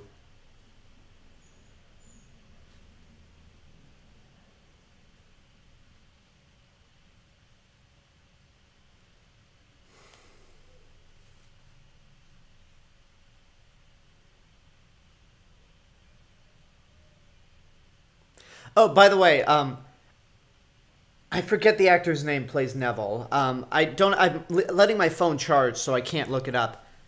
But there was an episode, there was a TV show that he made a guest appearance on that they filmed at Universal Orlando. And they basically, it's like some sort of prank show. And they filmed a segment on the Jurassic Park River Adventure. Yeah, they filmed an episode on a segment on the Jurassic Park River Adventure, and Neville was on it, and he had an earpiece on, and the hosts were telling him to just say random, out of context things. I thought it was pretty funny.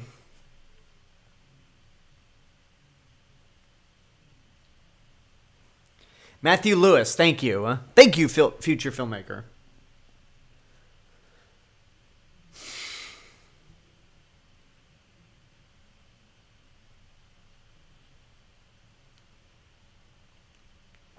Okay, I love this part coming up. Impractical Jokers, thank you, right guy. Like Voldemort's creepy smile there. Like he is smiling, he is happy, and the second he sees that Harry's alive, the look on his face, like what? Like just the shock, the look of horror on Voldemort's face.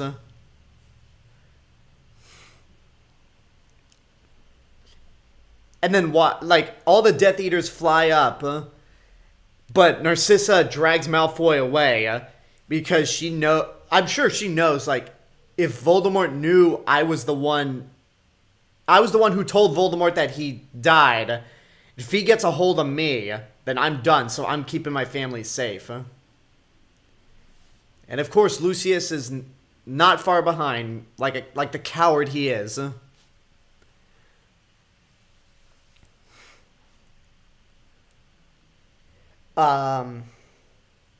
Yeah, it goes to show you who the most competent and probably the bravest of the Malfoys was.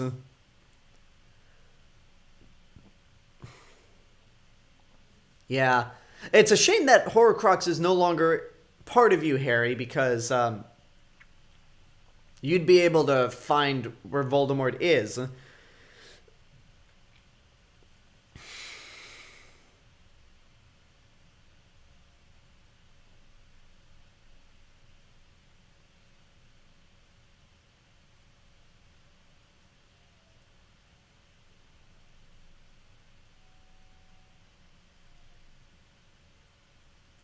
That's the last we see of Narcissa and Lucius. We see Draco in the epilogue.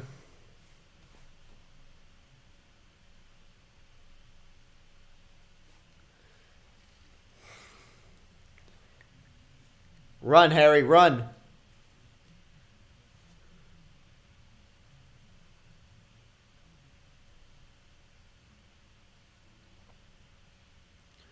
Well, there goes the Basilisk Fang.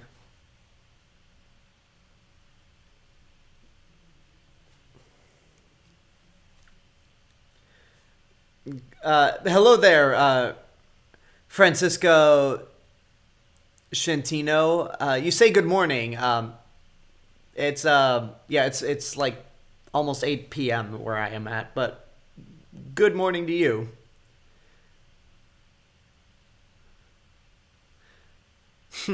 Neville just gets back up, and he's about to be a true badass soon.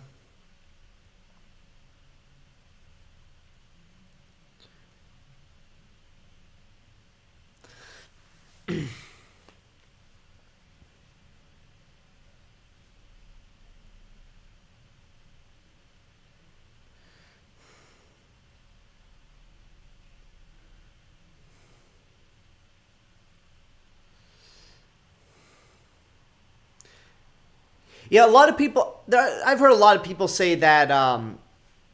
What's her name? Hermione should have been a Ravenclaw just because of how smart she is, but it takes a true Gryffindor to try to face a snake.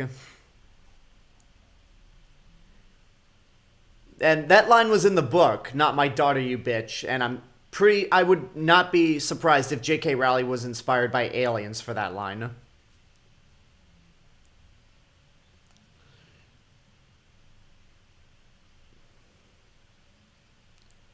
That's satisfying, huh? Even though there is there is a continuity error where Ginny is frozen, but then all of a sudden when Mrs. Weasley shows up, Ginny is just in the background, all fine.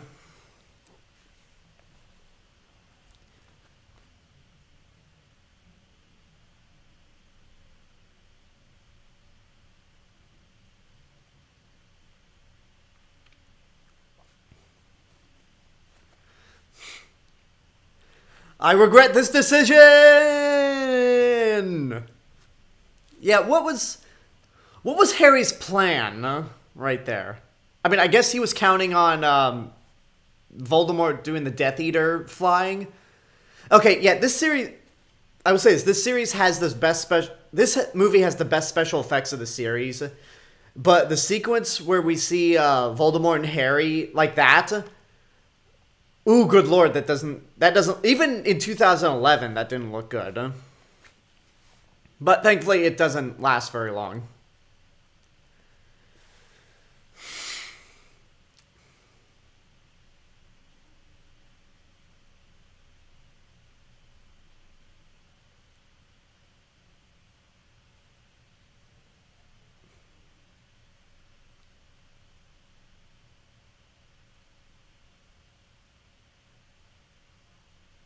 That look on Voldemort.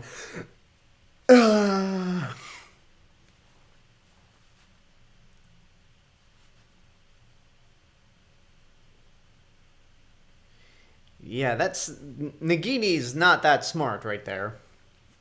Just... Well, yeah, just following Ron and Hermione.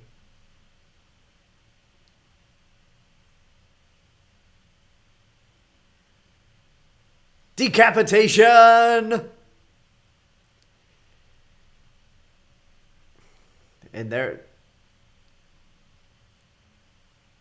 it is.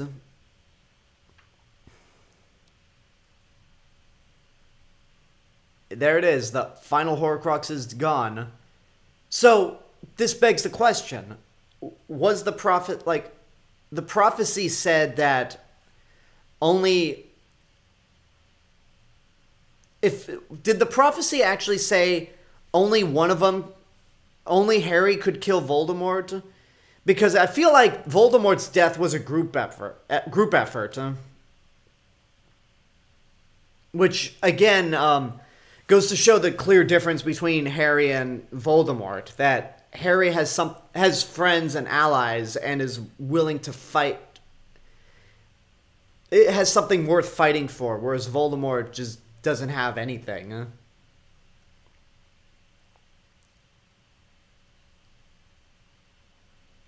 And you know, all the greatest villains just dust away.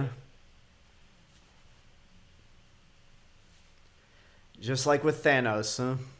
Even though this predated Endgame by 8 years, yeah.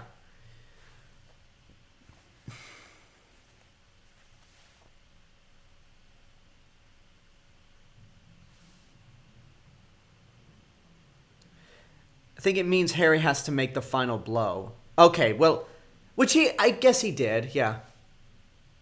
And here's something that I don't think a lot of people... Here's a little moment that I don't think a lot of people give much credit to also. I'm going to say that a lot throughout this movie, but... Hi, Joe. But yeah, it's like, there's this sigh of relief, but there's no outright celebration. Everyone's just more relaxed, calm, and relieved that the fighting's over. Because they did lose a lot of people. Like, a lot of people who helped fight at the Battle of Hogwarts did die.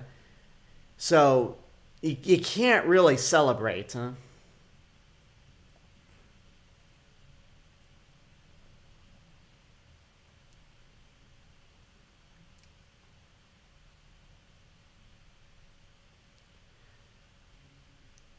Well, you two, since all the fighting's over, I guess it's official.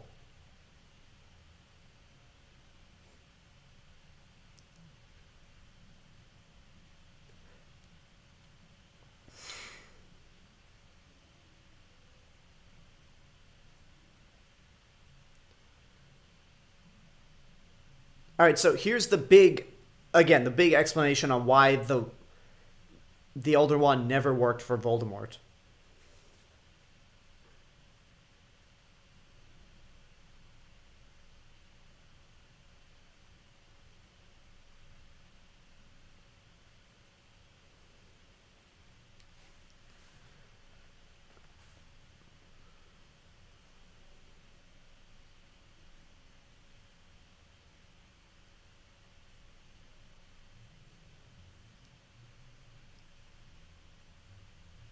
So Draco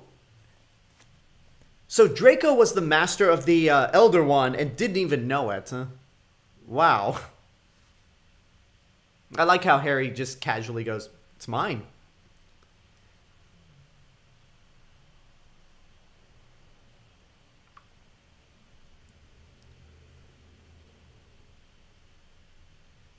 And with that, Harry has all three Deathly Hallows. Huh? But you know what? Harry's not power hungry like Voldemort, so just gonna snap that wand in two.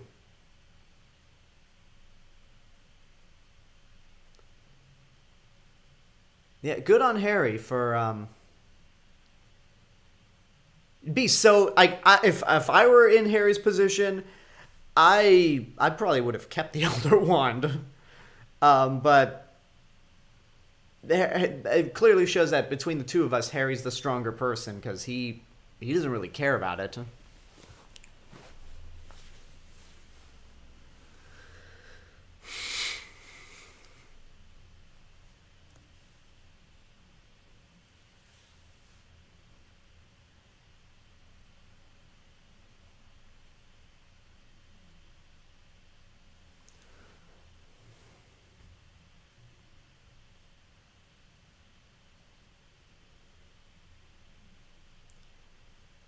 And there we are, our trio of characters, just looking out into the mountains or the forest, knowing that Voldemort's gone. And when I first saw this, I really did expect that the movie to end right there. But then I realized, oh yeah, we have the epilogue. And I like the epilogue. A lot of people have complained about it. I think it's a perfect way to end not just this movie, but the series.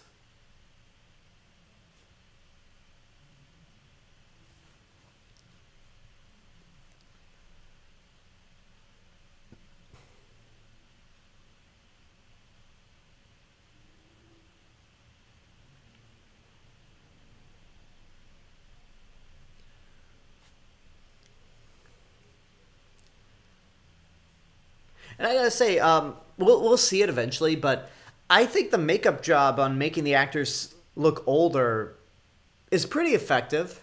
I mean, it certainly looked better than the previous makeup job. Like in the leaked set photos, the makeup looked awful, but in the final film, it actually looks pretty good.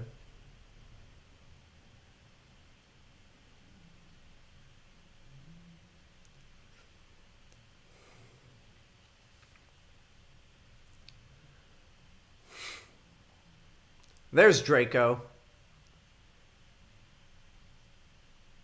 I'm sure he was giving Harry Potter that, yeah, look, even if very briefly. Yeah, future filmmaker says it's only fitting to end this franchise with the epilogue and with the leaving Hogwarts theme. Exactly. And plus, do you really want to anger all the fans that made this the success that it is? Like, if you left out the epilogue, uh, the fan base would never hear them stop complaining about it. Huh?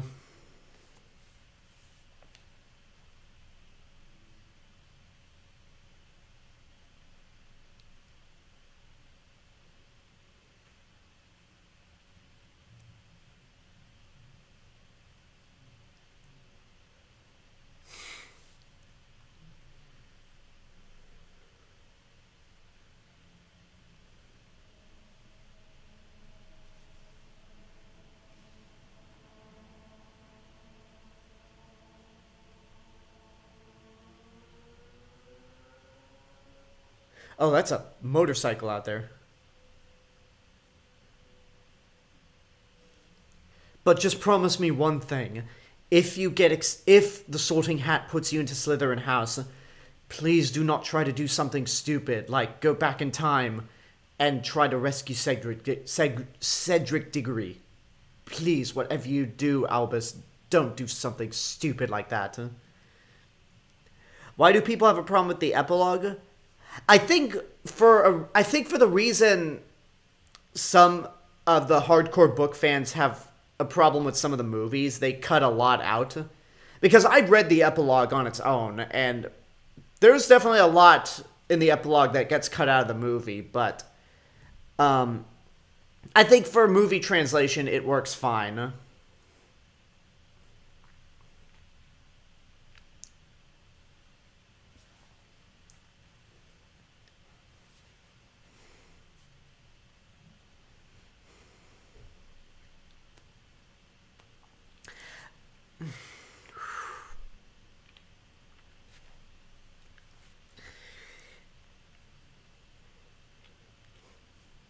So yeah, there you go.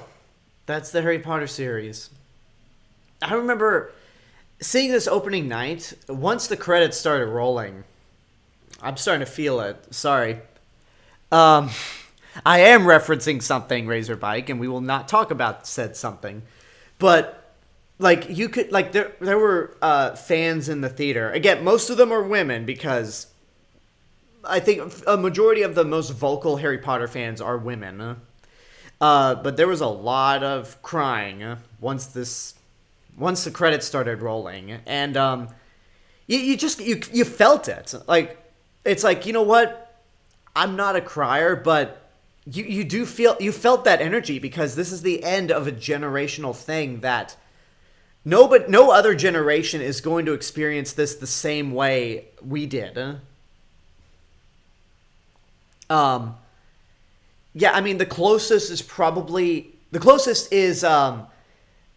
the Infinity Saga from the first Iron Man to Avengers Endgame.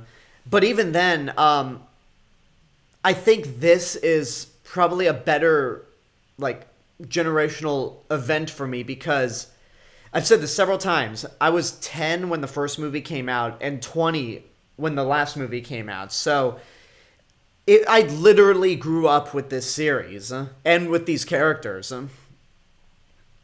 So yeah, there's really... It's going to be a long, long time, if ever, a generation gets something like this again.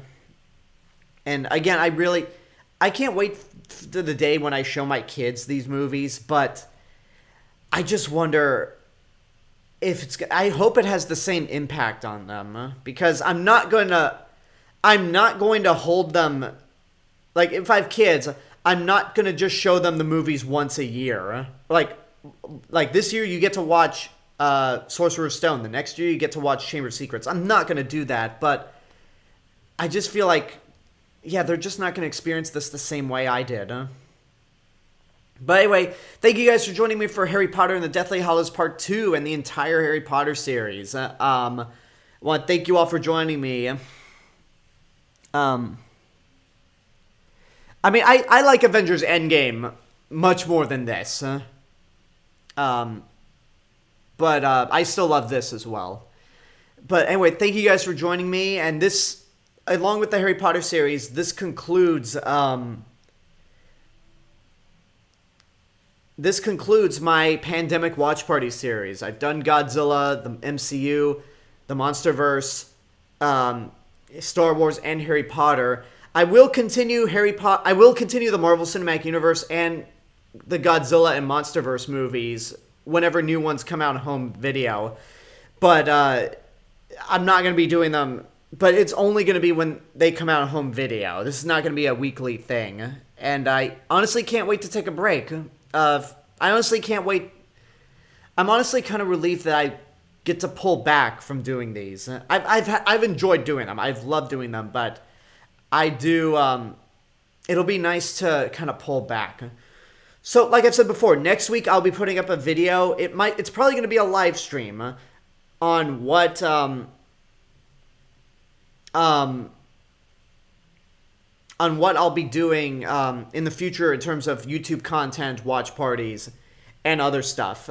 So yeah, if you guys loved what I did, if you guys follow me on Twitch but you do not subscribe to me on YouTube, that is youtube.com/TheRealMrRobinson. It's my main hub of entertainment. I do movie reviews and sometimes I do TV show reviews.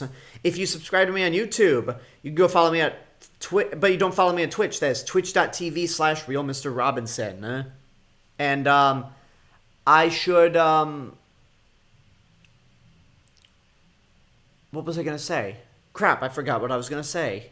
Oh yeah, I tend to stream every Tuesday. I tend to stream at least twice a week. This weekend with Saturday and Sunday, I'm not gonna be streaming those days. So I'm gonna be taking a break, and I will be back to streaming either Monday or Tuesday. What I'll be streaming, I will have to announce later on. But if you like what I'm doing on either channel and you want to help support financially, you can go to patreon.com/TheRealMrRobinson.